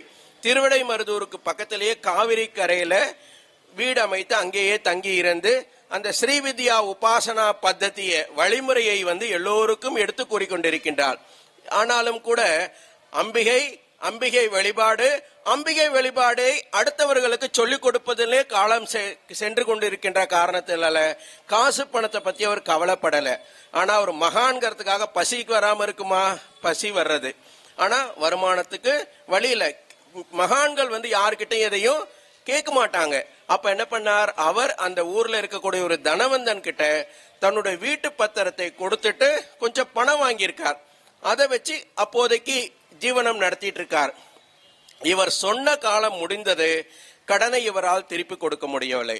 அப்போ அந்த கடன் கொடுத்தவர் இவர் வீட்டுக்கு வாசலுக்கே வந்துடுறான். கண்ணா பெண்ணான்னு சத்தம் போடுறான். அந்த சமயத்தில் இவர் என்ன பண்றார்? அம்பாளுக்கு பூஜை பண்ணிட்டு இருக்கார். இருந்தாலும் அந்த பூஜை பண்றத கூட அவர் பூஜை முடிச்சிட்டு வரட்டும், அது வரைக்கும் பொறுத்திருப்போன்னு பார்க்காம கண்ணா பின்னான்னு அந்த கடன் கொடுத்த அந்த தனவந்தன் சத்தம் போட்டுட்டு இருக்கான். அம்பாள் பொறுப்பாளா? உடனே என்ன பண்ணார்? அந்த பாஸ்கரராயருடைய மனைவி வடிவத்தில் வெளியே வந்தா ஒரு பொன் முடிப்பை அந்த பணக்காரங்கிட்ட கொடுத்தார். இந்தாப்பா, நீ கொடுத்த பணத்துக்கு வட்டியும் முதலும் இருக்கு, எண்ணி பார்த்து சரியா இருக்கான்னு பாத்துக்கோ.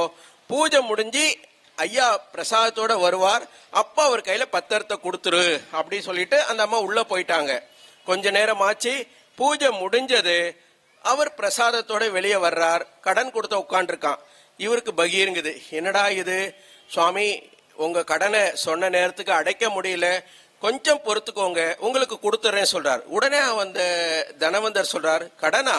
கொஞ்ச நேரத்துக்கு முன்னதானே உங்க மனைவி கிட்ட நீங்க கொடுத்து அனுப்பிச்சீங்க, உங்க கடனெல்லாம் தேர்ந்துருச்சு, இந்தாங்க பத்திரம்னு சொல்றார். அப்படியா? உள்ள போய் மனைவியை கூட கேட்கிறார், உனக்கிட்ட அவ்வளோ பணம் எங்க வந்துச்சு, எப்படி போய் கொடுத்தேன்னு கேட்கிறாரு. அந்த அம்மா சிரிச்சுட்டு கேட்கறாங்க, ஏங்க உங்களுக்கு ஏதாவது பைத்தியம் பிடிச்சிடுச்சா? பூஜை பண்ணும்போது உங்க பக்கத்திலேயே தானே பூஜை துவக்கத்துல இருந்து முடிவரைக்கும் உட்காந்துருக்கேன், நான் எங்க வெளியே போனேன், யாருக்கிட்ட காசை கொடுத்தேங்கிறார். அப்பதான் அந்த பாஸ்கரராயருக்கு தெரிகின்றது, நம் கடனை அடைப்பதற்கு அம்பிகையே இங்கு வந்தால் அப்படிங்கிறது தெரிஞ்சு அப்படியே ஆனந்த கண்ணீர் வடிக்கிறார். ஆக நாம் இந்த அன்னை கோட்டமாரியம்மன் திருவடியை தொழுதால் நாம் கேட்கவே வேண்டாம். நமக்கு எப்பொழுதெல்லாம் தேவை ஏற்படுகின்றதோ, கஷ்டங்கள் வருகின்றதோ, அப்பொழுதெல்லாம் தாமாகவே நமக்கு என்ன தேவையோ அதை தந்து அருள்வாள். இன்னைக்கும் அந்த திருவிடைமருதூர் பக்கத்துல அந்த பாஸ்கரராயர் இருந்து ஸ்ரீவித்யா பத்ததியோ எல்லாருக்கும் உபதேசம் பண்ண அந்த கிராமத்துக்கு பேர் பாஸ்கரராஜபுரம் அப்படின்னே வழங்கப்பட்டு வருகின்றது. அதே போல இன்னும் ஒரு இது இந்த வருடத்தை ரெண்டா பிரிச்சாங்க. உத்தராயணம், தட்சிணாயனம் அப்படி சொல்லிட்டு தை மாசத்துல இருந்து ஆணி மாசம் வரைக்கும் இருக்கக்கூடிய 6 மாதம் உத்தராயணம் என்றும், ஆடி மாதத்திலிருந்து மார்கழி மாசம் வரைக்கும் இருக்கக்கூடிய 6 மாசத்தை தட்சிணாயனம் சொன்னாங்க. ஒளிப்பாதை, இருள் பாதை அப்படின்னு சொல்லுவாங்க. ஆக இந்த உத்தராயண காலத்துல என்ன பண்ணலாம், நம்ம வீட்டுக்குள்ள இருக்கக்கூடிய சுப காரியங்கள்லாம் சொல்லலாம். தையிலிருந்து ஆணி மாசம் வரைக்கும் பெரும்பாலும் திருக்கோயில்கள்ல பண்டிகைகளோ நாம் அனுசரிக்கக்கூடிய விரதங்களோ விழாக்களோ வராது. ஆக இந்த உத்தராயண காலத்துல என்ன பண்ணணும், பண்டிகை, நம்ம வீட்டுல கல்யாணம், பேர் வைக்கிறது, கிரகப்பிரவேசம் இதெல்லாம் நடக்கும். அதே சமயத்துல ஆடியில இருந்து நம்ம மார்கழி மாசம் வரைக்கும் பார்த்தோம்னா இந்த தட்சிணாயன காலம்ங்கிறது வழிபாட்டுக்கு உரிய காலம். இந்த 6 மாசத்துக்கு தான் பாருங்க எல்லா திருவிழா வரும், எல்லா பண்டிகை வரும், எல்லா விரதங்களும் வரும். ஆகவே தான் நம் முன்னோர்கள் இந்த 6 மாசத்தில் இறை வழிபாடு செய்து அந்த பெற்ற அருளை கொண்டு அடுத்த 6 மாசத்தை வளமாக வாழ்வதற்கு நமக்கு வழிகாட்டி இருக்கின்றார்கள். தொடருவோம். ஹரிவோம். அன்பிற்கினியவர்களே, ஐயா சந்திரசேகர் அவர்கள் பக்தர் பாஸ்கர ராயனுடைய வாழ்க்கை வரலாற்றினை மிக சுருக்கமாக தெளிவாக எடுத்துச் சொன்னார்கள். அம்பிகை தானாக முன்வந்து 1 மடங்குக்கு பல மடங்காக தந்து அருள் பாலித்த அந்த அற்புதத்தை அழகாக நமக்கு சொன்னார்கள். ஆம், அந்த தாயை நம்பினால் நம் வாழ்க்கை பலருக்கும் ஒரு நம்பகத்தன்மையை உண்டாக்கும் என்பதுதான் நம்முடைய அருளாளர்கள் அம்பிகையின் தரிசனத்தை கண்ட மாத்திரத்திலும் அம்பிகையின் அருளை பெற்ற மாத்திரத்திலும் நமக்கு சொல்லி சென்றிருக்கிறார்கள். சென்னையிலே வடிவுடை நாயகி அம்மன் என்று அம்மனுக்கு பெயர் உண்டு. அந்த வடிவுடை நாயகியாகிய தாய் ராமலிங்கமாகிய அந்த சின்னஞ்சிறு பிள்ளைக்கு காட்சி கொடுத்த அற்புதத்தை ராமலிங்க அடிகளார் வடிவுடை நாயகி அம்மன் மாலை என்கிற அந்த பகுதியில் வெகு அழகாக சொல்லியிருப்பார். அந்த தாய் எப்படி வருவாளாம், எப்படி வேண்டுமானாலும் வருவாளாம். அங்கும் இங்குமாக கந்தகோட்டத்தையே நாளும் சுற்றி திரிந்த அந்த ராமலிங்கத்துக்கு கந்தனை தவிர வேறு யாரும் தமக்கு சொந்தமில்லை என்று நினைத்து வாழ்ந்த அந்த ராமலிங்க அடிகளாருக்கு ஒருமையுடன் இனது திருமலரடி நினைக்கின்ற உத்தமர்தம் உறவு வேண்டும். உள்ளொன்று வைத்து புறமொன்று பேசுவார் உறவு கலவாமை வேண்டும். பெருமை பெரு நினது புகழ் பேச வேண்டும், பொய்மை பேசாதிருக்க வேண்டும். பெருநெறி பிடித்தொழுக வேண்டும், மதமான பேய் பிடியாதிருக்க வேண்டும். மதி வேண்டும், நின் கருணை நிதி வேண்டும், நோயற்ற வாழ்வில் நான் வாழ வேண்டும் என்றெல்லாம் சொல்லி மறுவு பெண் ஆசையை மறக்கவே வேண்டும் என்றெல்லாம் வரம் கேட்ட அந்த வள்ளல் பெருமான் அந்த கந்தகோட்டத்து முருகனை வணங்கி சென்ற அந்த நல்ல நாளில் ஒரு நாள் அந்த வடிவுடை நாயகி காட்சி கொடுக்கிறார். எப்படி காட்சி கொடுக்கிறாள் தெரியுமா? சுற்றி திரிந்த இந்த ராமலிங்கத்துக்கு சோறு போடாதே என்று சொன்னார் அண்ணன் சபாபதி. அடடா, நாளை முதலாக இந்த ராமலிங்கமாகிய பிள்ளை பிற்காலத்தில் எல்லோருக்கும் சோறு போட போகிறான். அவனுடைய அந்த உண்மை தன்மையை அறியாதவராக இருக்கிறாரே அண்ணன் சபாபதி என்று நினைத்தாரோ என்னவோ தெரியவில்லை. அந்த வடிவுடை நாயகி காட்சி கொடுக்கிறான். உனக்கு சோறு இல்லை என்று சொன்ன மாத்திரத்தில் திண்ணையிலே உறங்குகிறார் ராமலிங்கனாகிய அந்த சின்னஞ்சிறு பிள்ளை. வீட்டில் தாய்க்கு சமானமானவள் வீட்டிலே இருக்கிற அந்நியார்.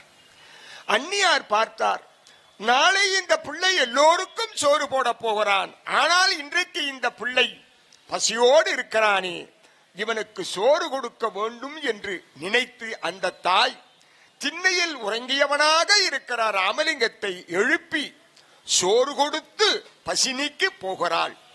அயர்ந்து உறங்குகிறான் ஒன்றும் அறியாத அந்த ஞான பிள்ளை ராமலிங்கம். அடடா, பசியோடு இருக்கிறானே இந்த பிள்ளை என்று நினைத்தவளாக இருக்கிற இந்த தாய் காட்சி கொடுக்கிறாள். சோறு ஊட்ட வருகிறான்.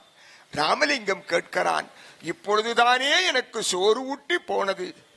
தாயே, நீ அல்லவா என் அன்னியார் வடிவில் வந்து சோறு ஊட்டியிருக்கிறாய் என்று நினைத்து மகிழ்ந்த அந்த நிலையில் இந்த தாய் எந்த நிலையிலும் வந்து தன் பக்தனுடைய பசியை போக்க சோறு ஊட்டுவாள் என்கின்ற ஒரு அற்புத நிகழ்வு அந்த தாய் கருணை தன்மையோடு அந்த ராமலிங்கத்திற்கு காட்சி கொடுத்த வரலாறு, பல வரலாறு நம்முடைய பெரியவர்கள் தன் வாழ்க்கையில் அனுபவித்திருக்கிறார்கள். அதனாலேதான் பராசக்தியை நேராகவே கண்டு பேசி மகிழ்ந்தார் ராமகிருஷ்ண பரமஹம்சர். அன்னை சாரதா தேவியார் பராசக்தியின் அம்சமாகவே இந்த உலகத்தில் வாழ்ந்தார்.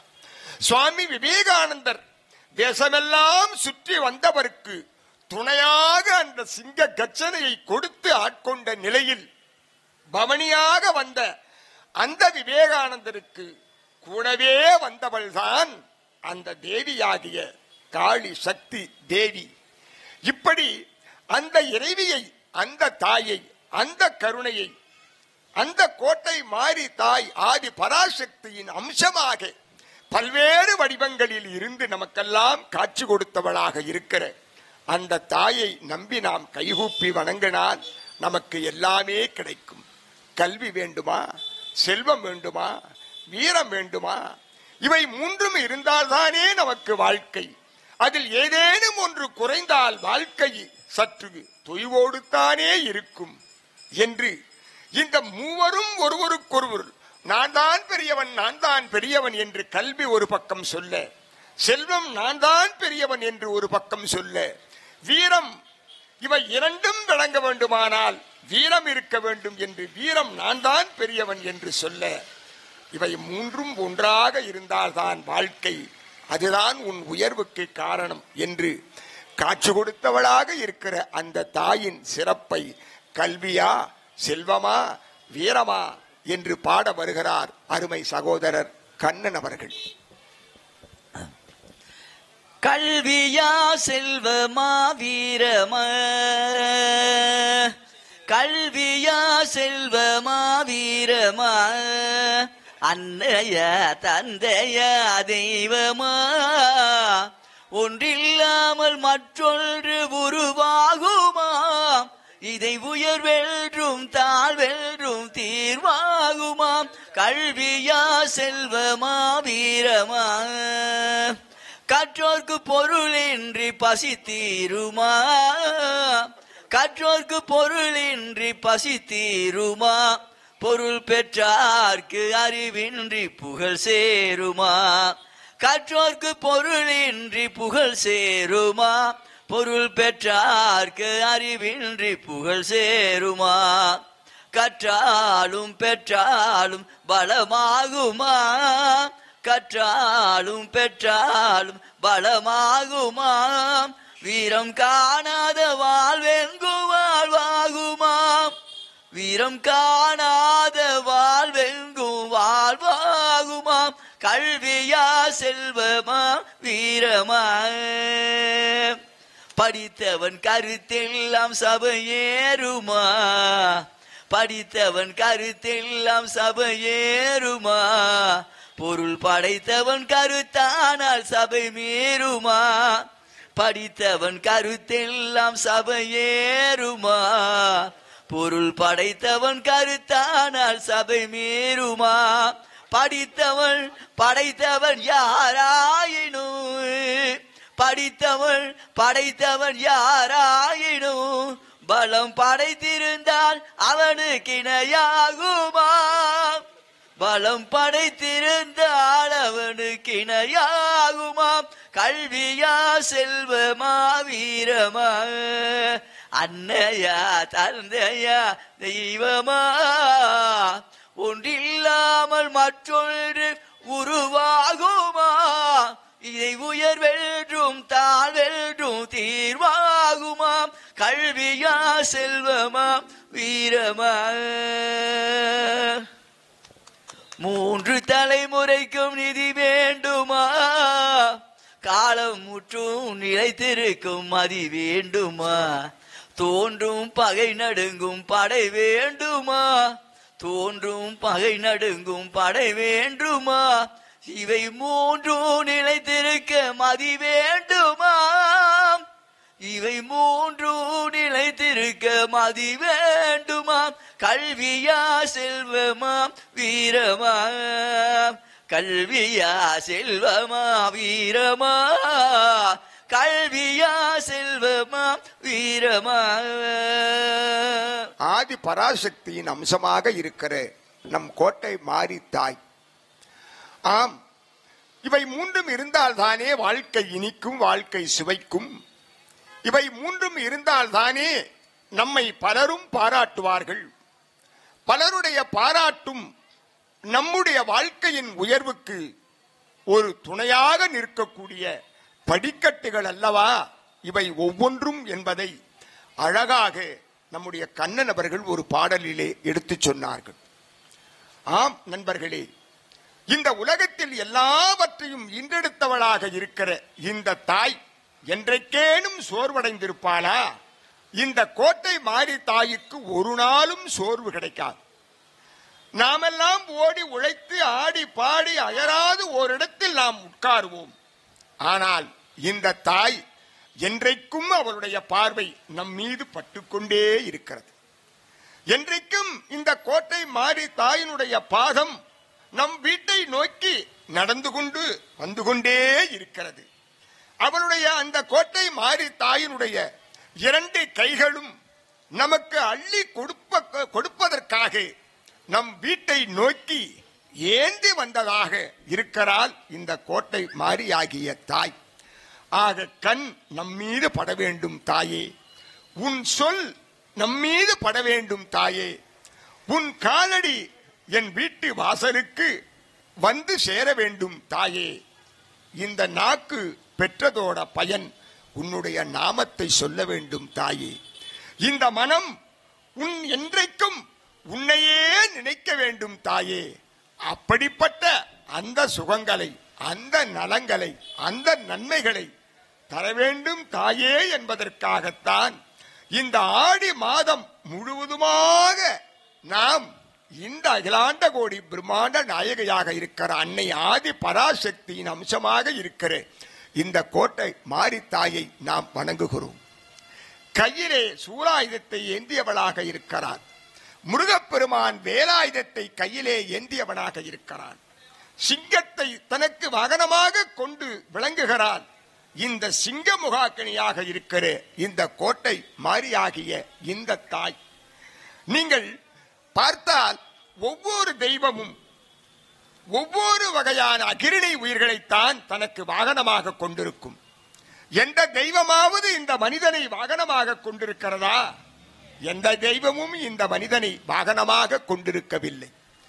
ஐயப்பன் என்றால் புலி வாகனம், முருகன் என்றால் மயில் வாகனம், சிவபெருமான் என்றால் காளை வாகனம், நான்முகனுக்கு அன்னம் வாகனம். இப்படி ஒவ்வொரு தெய்வமும், ஸ்ரீமான் நாராயணனுக்கு கருடன் வாகனம்.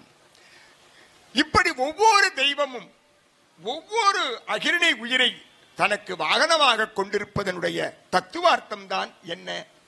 இந்த உலகத்தில் எல்லா உயிர்களும் சங்கமித்துக் கொண்டிருக்கிறது. இந்த அண்டம் என்கின்ற இந்த வயிற்றுக்குள் அவள் பேர் அண்டம் என்று சொல்லும்படியான நிலையில் அத்தனை உயிர்களையும் அவள் தாங்கியவளாக இருக்கிறாள் என்பதன் அம்சமாகத்தான் எல்லா உயிர்களையும் அவள் தன் உள்ளத்தில் தாங்கிக் கொண்டிருக்கிறாள். அதனாலேதான் பார்வதி ஆகிய பராசக்தி அந்த சூரனை வெல்ல வேண்டும் என்பதற்காக அசுரகுணம் கொண்டிருக்கக்கூடிய அந்த சூராதி அவுணர்களாகிய சூரபதுமனை வெல்வதற்காக தன் கையிலே இருக்கின்ற அந்த வேலை அந்த முருகனுக்கு கொடுத்தான். முருகா, மைந்தா, மகனே, நீ போருக்கு சென்று வா, வென்று வா என்று சொல்லி அந்த வேலாயுதத்தை கையிலே கொடுக்க அதை வாங்கித்தான் சூரபதுமனை சம்ஹாரம் செய்தவனாக இருக்கிறான். யார்? தாயாகிய அந்த பார்வதி தன் பிள்ளையாகிய முருகனுக்கு கொடுத்த அந்த நிலையில் சூரனை வென்ற அந்த காட்சி ஆக எந்த ஒரு நிலையிலும் இந்த தாயின் துணை இருந்தால் ஒழிய எதுவும் வெற்றி கொள்ளாது, எதுவும் ஜெயம் ஆகாது என்பதனுடைய தத்துவார்த்தம் தான் நமக்கு இந்த பெரியவர்கள் இந்த உலகத்தில் நமக்கு சொல்லி இருப்பது. அதைத்தான் தேவி பாகவதமும் நமக்கு சொல்லுகிறது. தேவி மகாத்மியமும் நமக்கு அழகாக எண்ணற்ற கதைகளின் மூலமாக, வரலாறுகளின் மூலமாக நமக்கு சொல்லுகிறது. அதனாலேதான் முருகனுடைய கையிலே இருக்கிற வேலாயுதத்தை நீங்கள் பார்ப்பீர்களேயானால் கூர்மையான பகுதி, அகலமான பகுதி, நீண்ட நெடிய நிலையில் இருக்கிற கீழ்ப்பகுதி, கையிலே வேலை ஏந்திருக்கிற அந்த முருகன் வேலினுடைய தன்மை என்ன? மனிதா மனிதா, கூர்மையான புத்தி உனக்கு இருக்க வேண்டும் என்பதற்காகத்தான் கூர்மை பகுதி.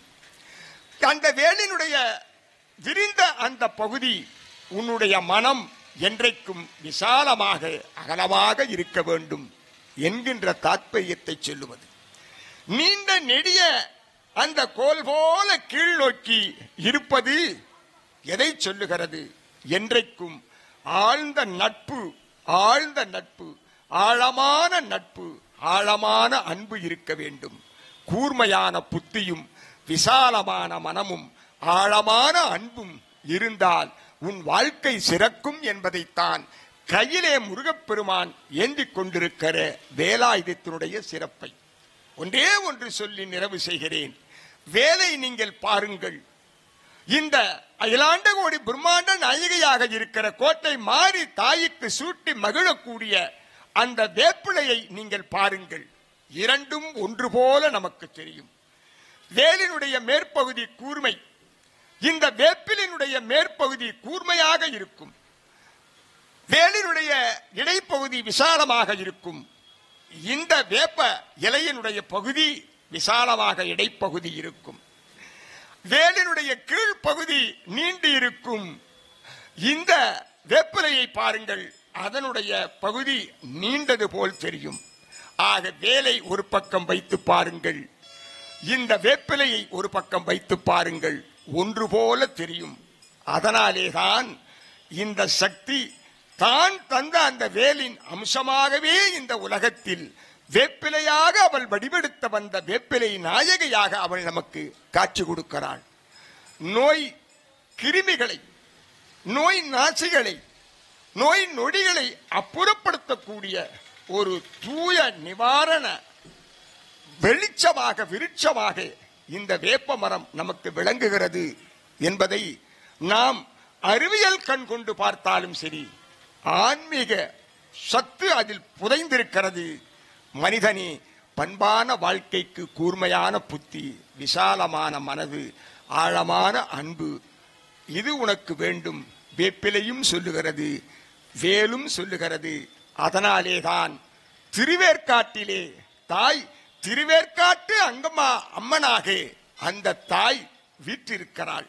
காஞ்சியில் காமாட்சியாக, இப்படி மதுரையில் மீனாட்சியாக, காசியில் விசாலாட்சியாக, சேலத்தில் கோட்டை மாரியாக விளங்குகிறாள். சுற்றி இருக்கிற 8 பேட்டைக்கும் அதிபதியாக விளங்குகிற இந்த கோட்டை மாரியாகிய தாய் ஓடுகிற பொன்னி நதியையும், ஓடுகிற நம்முடைய திருமணி முத்தாற்றினையும், ஓடுகிற சுகவனேஸ்வரர் திருக்கோயிலுக்கு நாள்தோறும் அபிஷேகம் செய்யும்படியான தூய வெந்நீராகவும் இந்த திருமணி முத்தாறு ஒரு காலத்தில் சிறந்து விளங்கியது. இந்த கோட்டை மாறி தாய்க்கு அபிஷேக பொருளாக இன்றைக்கும் அந்த தூய வெந்நீரை நாம் கொண்டு வந்து சாத்தக்கூடிய சம்பிரதாயம் இன்றைக்கும் இருக்கிறது. அதனாலேதான் நாம் எல்லோரும் சேர்ந்து ஓடுகிற அந்த தூய பொன்னி நதியாக விளங்கக்கூடிய, பஞ்சாட்சர நதியாக விளங்கக்கூடிய, சுகவனேஸ்வர நதியாக விளங்கக்கூடிய, சுகமுனிவர் குளித்து மகிழ்ந்த அந்த நதியை நாம் தூய்மை செய்ய வேண்டும். அந்த திருமணி முத்தாற்று பெருக்கெடுத்து ஓட வேண்டும். ஆற்று நீரில் அகமகிழ குளிக்க வேண்டும்.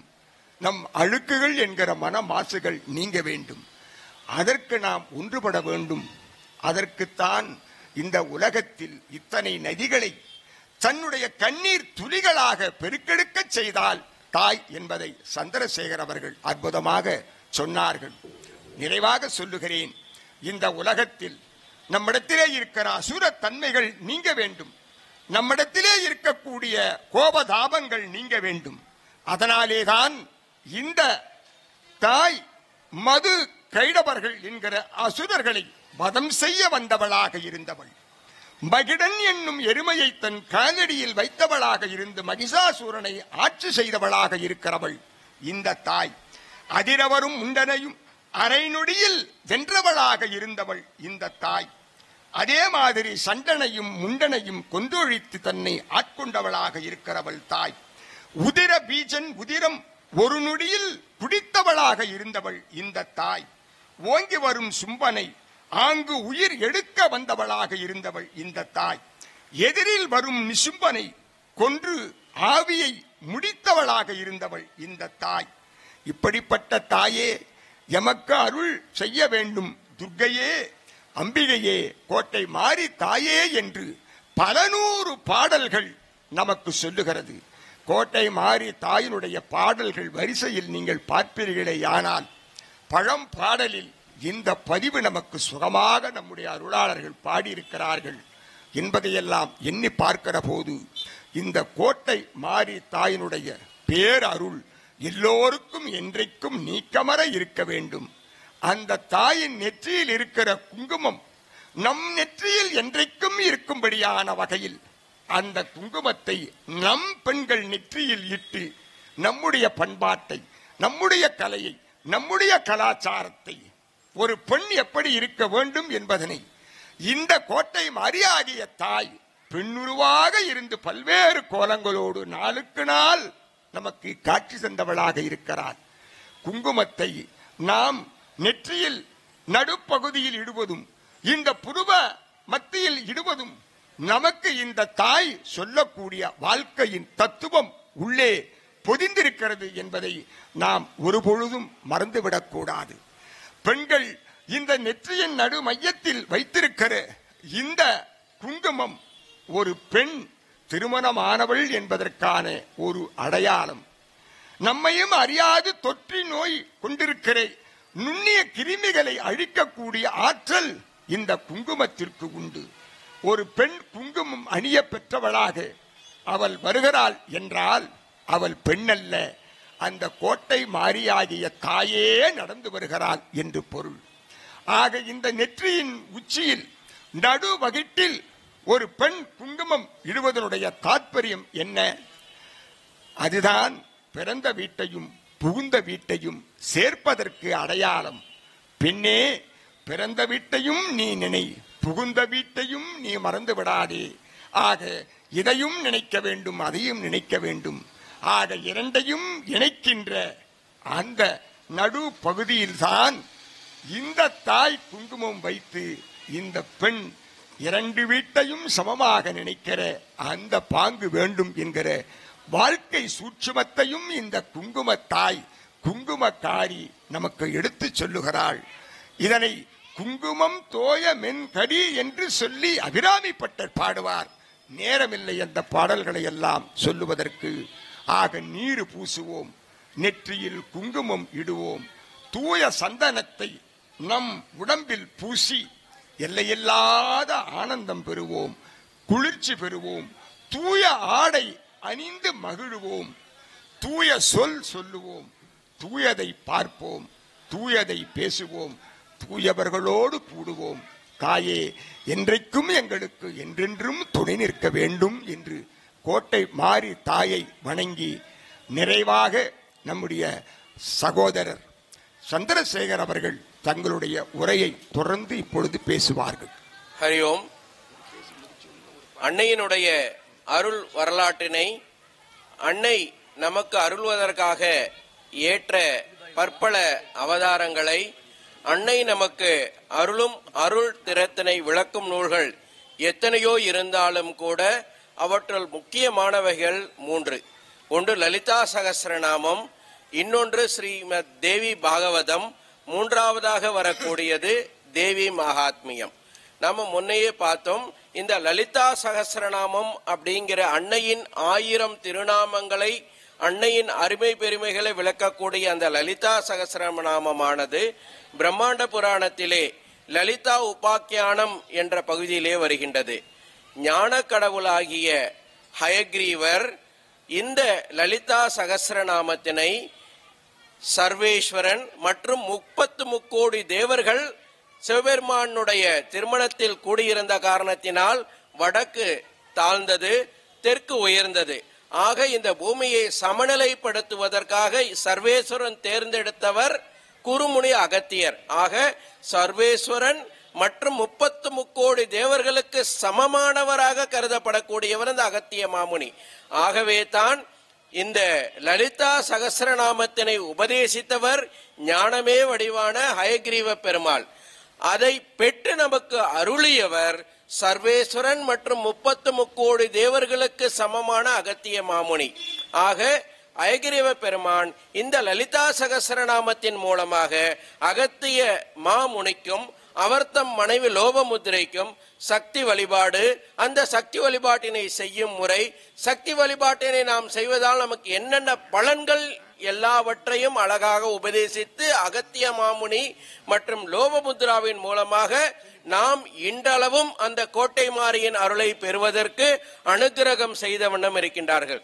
இந்த லலிதா சகஸ்ரநாமத்துக்கு என்ன ஒரு சிறப்புன்னா, அது ஒரு தத்துவத்தை மட்டும் சொல்லல, அத்வைத தத்துவத்தை சொல்லுது, துவைத தத்துவத்தை சொல்லுது. சரி, அதை தான் சொல்லிச்சான்னா நம்ம சைவ சித்தாந்தத்தையும் ரொம்ப அழகா சொல்லுது. என்ன சொல்லுவாங்க?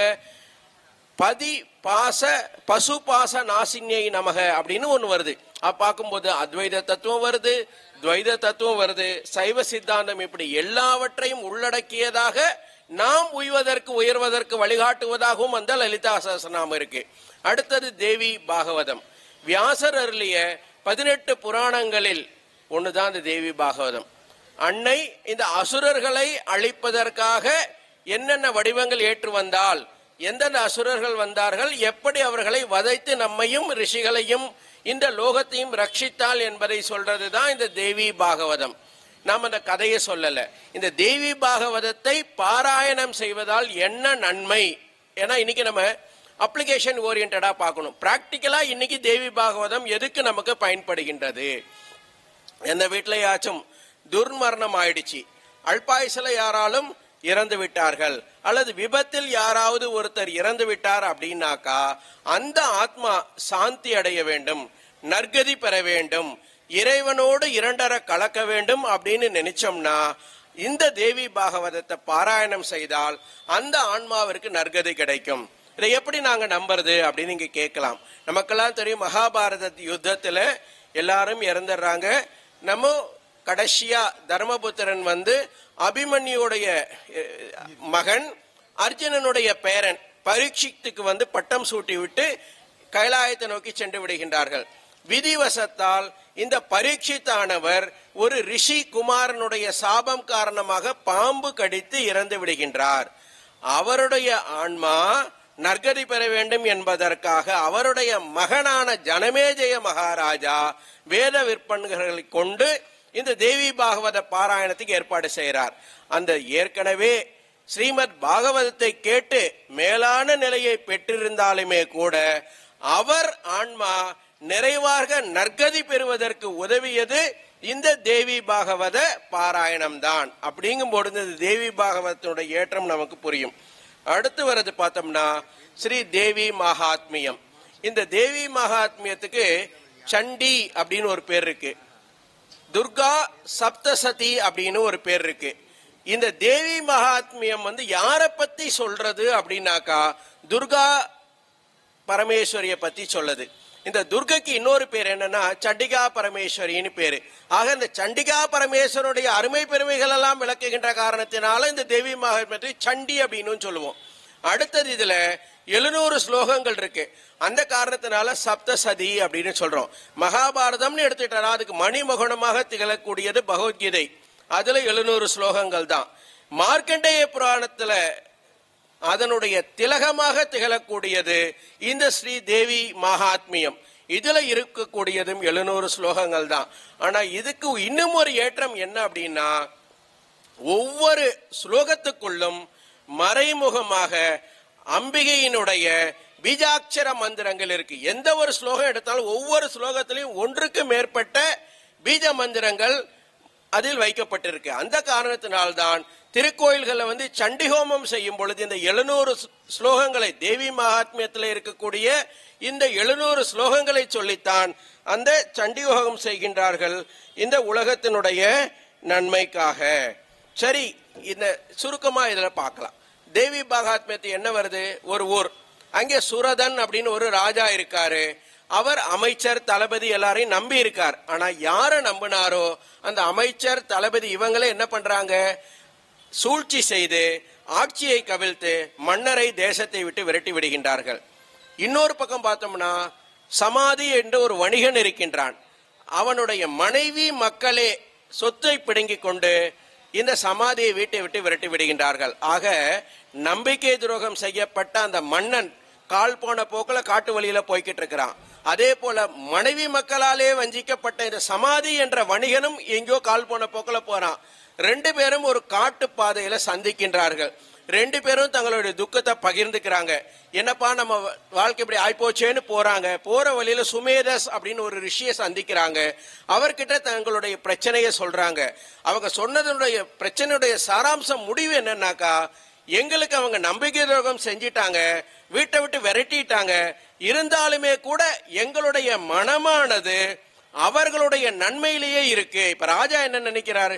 ஐயோ, இப்ப மந்திரி நாட்டை எப்படி ஆண்டுகிட்டு இருக்காரோ, தளபதி என்ன பண்ணிட்டு இருக்காரோ, நாட்டு மக்கள் என்ன கஷ்டப்படுறாங்களோ, நல்லா இருக்காங்களோன்னு அவங்களே என்ன நினைக்குதுங்கிறார். அதே போல இந்த வணிகன் என்ன சொல்றான்? என் மனைவியும் பிள்ளைகளுமே என்னை அடித்து விரட்டி இருந்தாலுமே கூட அவங்க நல்லா இருக்கணும்னு என் மனசு நினைக்குது. இதற்கு காரணம் என்ன அப்படி சொல்றாரு. அப்ப அந்த சுமேதஸ் அப்படிங்கிற முனிவர் சொல்றாரு, எவ்வளவோ பெரிய தேவர்கள், ரிஷிகள் எல்லாம் கூட இந்த அன்னையினுடைய யோக மாயைக்கு கட்டுப்பட்டவர்களா இருக்கிறார். ஏன் ஸ்ரீமன் நாராயணனே கூட இந்த யோக மாயில் கட்டுப்பட்டு பல சமயம் இருந்திருக்கிறார். ஆகவே இதற்கெல்லாம் காரணம் இந்த அன்னையினுடைய மாயை தான். இந்த மாயை விலகினால் உங்களுக்கு உண்மை தெரியும். அதற்கு நீங்கள் அம்பிகையினுடைய திருவடியை வணங்க வேண்டும். அவன் அருளாலே அவன் தாள் வணங்கி சொல்றோம்ல, அதனால அம்பிகையின் அருள் இருந்தால் மட்டும்தான் அவளால் நம் மீது வீசப்பட்டிருக்கக்கூடிய, போர்த்தப்பட்டிருக்கக்கூடிய இந்த மாயை அகலும் அப்படி சொல்லிட்டு இந்த அம்பிகையினுடைய அருள் வரலாற்றை தேவி மகாத்மியத்தை அப்படியே சொல்லிட்டு வரார். 3 பகுதியா இருக்கு. நமக்கு தெரியும், மகா காளி, மகாலட்சுமி, மகா சரஸ்வதி. 13 அத்தியாயம். முதல்ல வர்றது மகாகாளி. அந்த மகாகாளியா வரும் பொழுது ஸ்ரீமன் நாராயணனுடைய யோக மாயையை நீக்கி திருமாலின் மூலமாக மது கைடபர் அப்படிங்கிற 2 அசுரர்களையும் வதைக்கின்றாள். அடுத்து என்ன பண்றாங்க? மகாலட்சுமியா, மகிஷாசுர மர்தினியா அந்த மகிஷாசுரனை வதம் செய்யறாங்க. 3வதா வரும்போதுதான் மிகப்பெரிய யுத்தம். அங்க என்ன பண்றாங்க? மகா சரஸ்வதி. அங்கதான் ஐயா சொன்ன மாதிரி சும்ப நிசும்பன். அந்த சும்ப நிசும்பன் முதல்ல வர்றது இல்ல. முதல்ல யார் அனுப்புறான்? தூமரலோச்சனன் அப்படின்னு அனுப்புறான். அடுத்தது ரக்த பீஜன். இவனுக்கு ஒரு சிறப்பு என்னன்னா, ஒரு சொட்டு கீழே விழுந்ததுன்னா அதுல இருந்து 1000 அசுரர்கள் வருவான். அப்ப என்ன பண்ணா பராசக்தி? தான் நெற்றியிலிருந்து காளியை உருவாக்கி அவனை அடிக்கும் போது ரத்தம் கீழே விழாம புடிச்சுக்கோ சொன்னா. அப்படி அந்த ரக்த பீஜனை அடிச்சா. அடுத்து என்ன பண்ணா? அந்த சும்பனு சும்பன் சண்டனையும் முண்டனையும் அனுப்பிச்சாங்க. அவங்கள தீர்த்தா. அப்புறம் கடைசியா தான் அந்த சும்ப நிசும்பர்கள் வருகின்றார்கள். அவர்களையும் வதைக்கின்றார், இந்த உலகத்தை காக்கின்றார். இந்த வரலாறெல்லாம் சொல்லிட்டு இப்படி சிறப்புகளுக்கெல்லாம் பிறப்பிடமாக திகழக்கூடிய அந்த அன்னை ஆதிசக்தியை நீங்கள் வணங்குங்கள், அவருடைய திருவடியை நீங்கள் தொழுங்கள், உங்களை பற்றி இருக்கக்கூடிய மாயை அகலும், அன்னை உங்கள் முன் வருவாள், உங்களுக்கு வேண்டியதெல்லாம் தருவாள் அப்படி சொல்றாங்க. உடனே இவங்க 2 பேரும் அந்த முனிவருடைய அருள் வழிகாட்டுதல் படி அந்த கானகத்தில் இருந்து ஒரு ஆத்தங்கரைக்கு போறாங்க. அங்க களிமண்ணுனால அம்பிகையினுடைய திருவடிவத்தை செய்து பிரார்த்தனை பண்றாங்க. அம்பாலும் வர்றா. ராஜா கிட்ட கேட்கிறா, என்னப்பா உனக்கு வேணும்னு சொல்றாங்க. இவனுக்கு இன்னும் அந்த உலக ஆசை போகல, இன்னும் அந்த ஆட்சி சுகம் இவனுக்கு விட்டு விடல, எனக்கு மீண்டும் ஆட்சி வேண்டும் அப்படின்னு கேட்கிறான். உடனே அம்பாள் என்ன சொல்றா? சரி, நீ இழந்த ராஜ்யம் உனக்கு மீண்டும் கிடைக்கும், இருந்தாலும் வழிபாட்டுக்கு மெச்சி என்ன பண்றா? போனஸா அம்பாலே ஒரு அனுகிரகம் பண்றா. எவ்வளவு நாளைக்கு ஆசைப்படுறியோ அவ்வளவு நாளைக்கு ரொம்ப அற்புதமா நீ இந்த நாட்டை ஆட்சி செய்வாய், ஆட்சி செய்து முடிந்த பின்பு அடுத்த பிறவியிலே நீ மனுவாக பிறப்பாய் அப்படி சொல்லி நம்ம அனுகிரகம் பண்றாங்க. ஆனா இந்த சமாதிங்கிற அந்த வணிகனுக்கு ஞானம் பறந்துடுறது. அவன் என்ன சொல்றான், திரும்ப வீட்டுக்கு போகணும், மனைவி மக்களோட வாழணும், சொத்து சுகத்தை அனுபவிக்கணும், அம்மா உன்னோட நான் ஐக்கியமாகணும்னு நினைக்கிறான். நல்லது சொல்லிடுறாங்க. இங்க இன்னொரு தத்துவம் என்ன இருக்குன்னா, இவங்க என்ன பண்ணாங்க, அம்பால களிமண்ல பிடிச்சு வழிபட்டாங்க. அந்த காரணத்தினால்தான் நவராத்திரி சமயத்துல நாம என்ன பண்றோம், வைக்கக்கூடிய கொலு பொம்மையெல்லாம் என்ன இருக்கு, வசதி படைத்தவன் தங்கத்துல வைக்கலாம், வெள்ளியில வைக்கலாம், வைரத்தை அதிலெல்லாம் பொருத்தலாம். இருந்தாலும் எல்லாரும் எதுல தான் வைக்கிறோம், களிமண்ல தான் வைக்கிறோம். அந்த களிமண் பொம்மையை வைத்து வழிபடுவதற்கான காரணம், அந்த சுரதன் சமாதி ரெண்டு பேரும் அம்பால களிமண்ல பிரதிமை செய்து வழிபட்ட காரணத்தினால்தான் இன்றளவும் நாம என்ன பண்றோம், அந்த களிமண் பொம்மையை வச்சு நவராத்திரியில வழிபாடு செய்யறோம். இப்படியாகிய இந்த அன்னையானவள் என்ன பண்றா, நம்ம முன்னையே பார்த்த மாதிரி யாதுமாகி நின்றாய் எங்கும் நீ நிறைந்தான்னு பாரதி சொன்னார். இருப்பவை யாவும் இறைவனே அப்படிங்கிறது தான் அத்வைத சித்தாந்தம், அத்வைத தத்துவம். அந்த வகையில் அந்த அன்னை எத்தனையோ திருநாமங்கள் ஏற்றாலுமே கூட எப்படி இருக்கா, எல்லாமா இருக்கா. எப்படி எல்லாமா இருக்கான்னா, அந்த அம்பிகை இந்த கோட்டை மாறி இந்த உலகத்தின் உயிராய், உணர்வாய், அறிவாய், நினைவாய், ஆற்றலாய், ஆசையாய், நம்முடைய விருப்பமாய், பொறுமையாய், அமைதியாய், ஸ்ரத்தையாய், ஆனந்தமாய், ஒளியாய், செல்வமாய், கல்வியாய், வீரமாய், கருணையாய், வளர்ச்சியாய், இரக்கமாய், திருப்தியாக, எல்லோருக்கும் அன்னையாக நமக்கு எல்லாம் தந்து திகழ்கின்றாள். இதை அந்த தேவர்கள் அன்னையை துதிக்கக்கூடிய ஸ்துதியாக அந்த தேவி மகாத்மியத்தில் வருது. அந்த ஸ்துதியை சொல்லி நாம் அன்னை கோட்டை மாரியம்மன் திருவடியை வணங்கி எல்லாம் பெறுவோம். இப்ப என்னென்னவா இருக்கான்னு சொன்னோம், அதெல்லாம் ஒண்ணு ஒன்னா சொல்லி அந்த தேவர்கள் அந்த அன்னையை துதிக்கின்றார்கள். யா தேவி சர்வபூதேஷு புத்தி ரூபேண சம்ஸ்திதா நமஸ்தஸ்மை நமஸ்தஸ்மை நமஸ்தஸ்மை நமோ நமக. யா தேவி சர்வபூதேஷு சக்தி ரூபேண சம்ஸ்திதா நமஸ்தஸ்மை நமஸ்தஸ்யை நமஸ்தஸ்யை நமோ நமக. யா தேவி சர்வபூதேஷு திருஷ்ணா ரூபேண சம்ஸ்திதா நமஸ்தஸ்யை நமஸ்தஸ்யை நமஸ்தஸ்யை நமோ நமக. யா தேவி சர்வபூதேஷு சாந்தி ரூபேண சம்ஸ்திதா நமஸ்தஸ்யை நமஸ்தஸ்யை நமஸ்தஸ்யை நமோ நமக. யா தேவி சர்வபூதேஷு சாந்தி ரூபேண சம்ஸ்திதா நமஸ்தஸ்யை நமஸ்தஸ்யை நமஸ்தஸ்யை நமோ நமக. யா தேவி சர்வபூதேஷு ஸ்ரத்தா ரூபேண சம்ஸ்திதா நமஸ்தஸ்யை நமஸ்தஸ்யை நமஸ்தஸ்யை நமோ நமக. யா தேவி சர்வபூதேஷு லக்ஷ்மி ரூபேண சம்ஸ்திதா நமஸ்தஸ்யை நமஸ்தஸ்யை நமஸ்தஸ்யை நமோ நமக. யா தேவி சர்வபூதேஷு மாத்ரு ரூபேண சம்ஸ்திதா நமஸ்தஸ்யை நமஸ்தஸ்யை நமஸ்தஸ்யை நமோ நமக.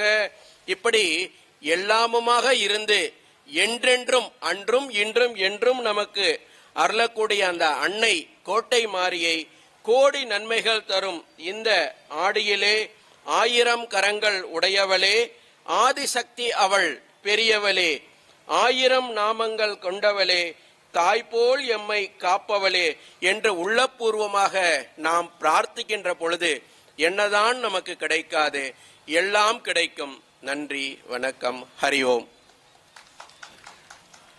அருமை பெரியவர்களே, இந்த ஆன்மீக இசை சொற்பொழிவினுடைய நிறைவாக அம்பிகையினுடைய பேராற்றலை, தனிப்பெரும் கருணையை, கோட்டை மாரி தாயே போற்றி போற்றி போற்றி என்று 3 முறை நீங்கள் நாள்தோறும் சொல்லி அவளை உங்களுடைய மனதிலே நினைத்தால் கடன் தொல்லை நீங்கும், திருடர் பயம் இல்லாது நாம் வாழலாம், நல்ல கல்வி நமக்கு நாள்தோறும் நம் பிள்ளைகளுக்கு வந்து சேரும், நல்ல செல்வம் நமக்கு பெருகும், வறுமை நீங்கி போகும், தரித்திரம் ஒரு நாளும் நம்மை வந்து அண்டாது, தாலி பாக்கியம் நிலைக்கும், பிள்ளை பேறு நமக்கு வாய்க்கப் பெறும், நல்லவர் நட்பு நமக்கு கிடைக்கும். எனவே நாள்தோறும் நாம் கோட்டை மாறி தாயே போற்றி போற்றி போற்றி என்று தினம் 3 முறை நீங்கள் சொல்லுங்கள். அவள் ஓடோடி உங்கள் வாசலை நோக்கி வருவாள், உங்களுடைய வேண்டுதலை நிறைவேற்றுவாள் என்று சொல்லி, இப்படிப்பட்ட ஒரு பெரிய சிம்மாசனத்தை இந்த தாய் எங்களுக்கு இன்றைக்கு வழங்கியிருக்கிறாள். வழங்கிய அந்த தாயினுடைய பாதத்தை ஒரு முறையல்ல, பல 100 கோடி முறை நாங்கள் மண்டியிட்டு தொழுவதற்கு நாங்கள் வேண்டி நிற்கிறோம். தாயே, நம் அனைவரையும் காக்க வேண்டும் என்று கோட்டை மாறி தாயை வேண்டி வணங்கி, ஆண்டுதோறும் இந்த நிகழ்வுகளையெல்லாம் வழங்குகிற நம்முடைய வணக்கத்திற்குரிய செயல் அலுவலர் அவர்களும், நம்முடைய திருக்கோவில் அறங்காவல் குழு தலைவர் SD சக்திவேல் அவர்களுக்கும், அறங்காவல் குழுவை சார்ந்திருக்கிற இனியவர் அத்தனை பேருக்கும், இதுகாரும் கேட்ட ஆன்மீக பக்த கோடிகள் அத்தனை பேருக்கும் நெஞ்சார்ந்த நன்றியை எங்கள் குழு சார்பாக சொல்லி நிறைவு செய்கிறோம். இந்த இனிய சொற்பொழிவினை அற்புதமாக படம் பிடித்துக் கொண்டிருக்கிற அருமை சகோதரருக்கும், சேலம் சிட்டி தொலைக்காட்சி நிறுவனத்தாருக்கும் இந்த இனிய நேரத்தில் எங்களுடைய அன்பான நன்றியை தெரிவித்து, நிறைவாக யார் தருவார் இந்த அரியாசனம் என்கிற பாடலோடு நிறைவு செய்கிறோம். நன்றி, வணக்கம். கோட்டை மாறி தாயே போற்றி போற்றி போற்றி. கோட்டை மாரியம்மன் அருமையும் பெருமையும் மக்கள் மனம் குளிர பேசினார்களே, இவர்களுக்கு யார் தருவார் இந்த அரியாசனம்? கோட்டை மாரியம்மன் தருவார் இந்த அரியாசனம். மாணிக்க வீணையே, மரகத பதுமையே, வைரத்தில் தோய்ந்த மனமே, மதங்க மாமுனிவரின் மாதவ செல்வியே, மாதுளம் சிவந்த விழியே, ஆணிப்பொன் கட்டிலே அரியாசனத்தினிலே அரசாள வைத்த தேவி, அழியாத நெஞ்சிலே ஓம் என்னும் எழுத்திலே பிரணவம் தந்த காளி,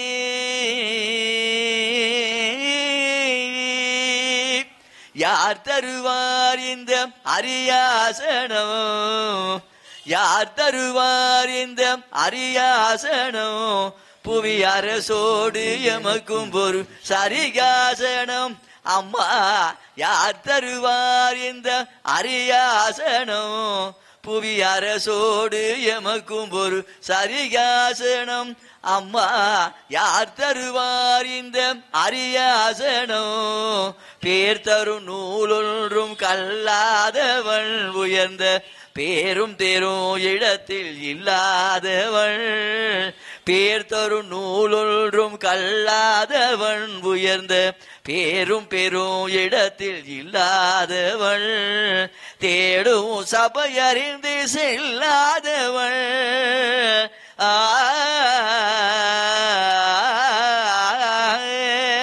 தேடும் சபையறிந்து செல்லாதவள். கைக்கு தேர்ந்த பொருள் எடுத்து கொள்ளாதவள். அம்மா, கோட்டை மாறி அம்மா, யார் தருவார் இந்த அரியாசனம்? புவி அரசோடு எமக்கும் ஒரு சரிகாசனம்.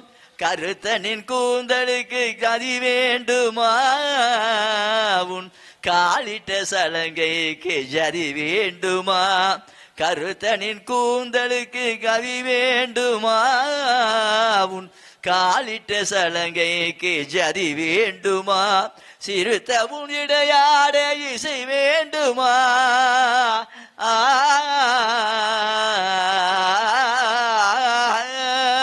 சிறுத்த உன் இடையாட இசை வேண்டுமா?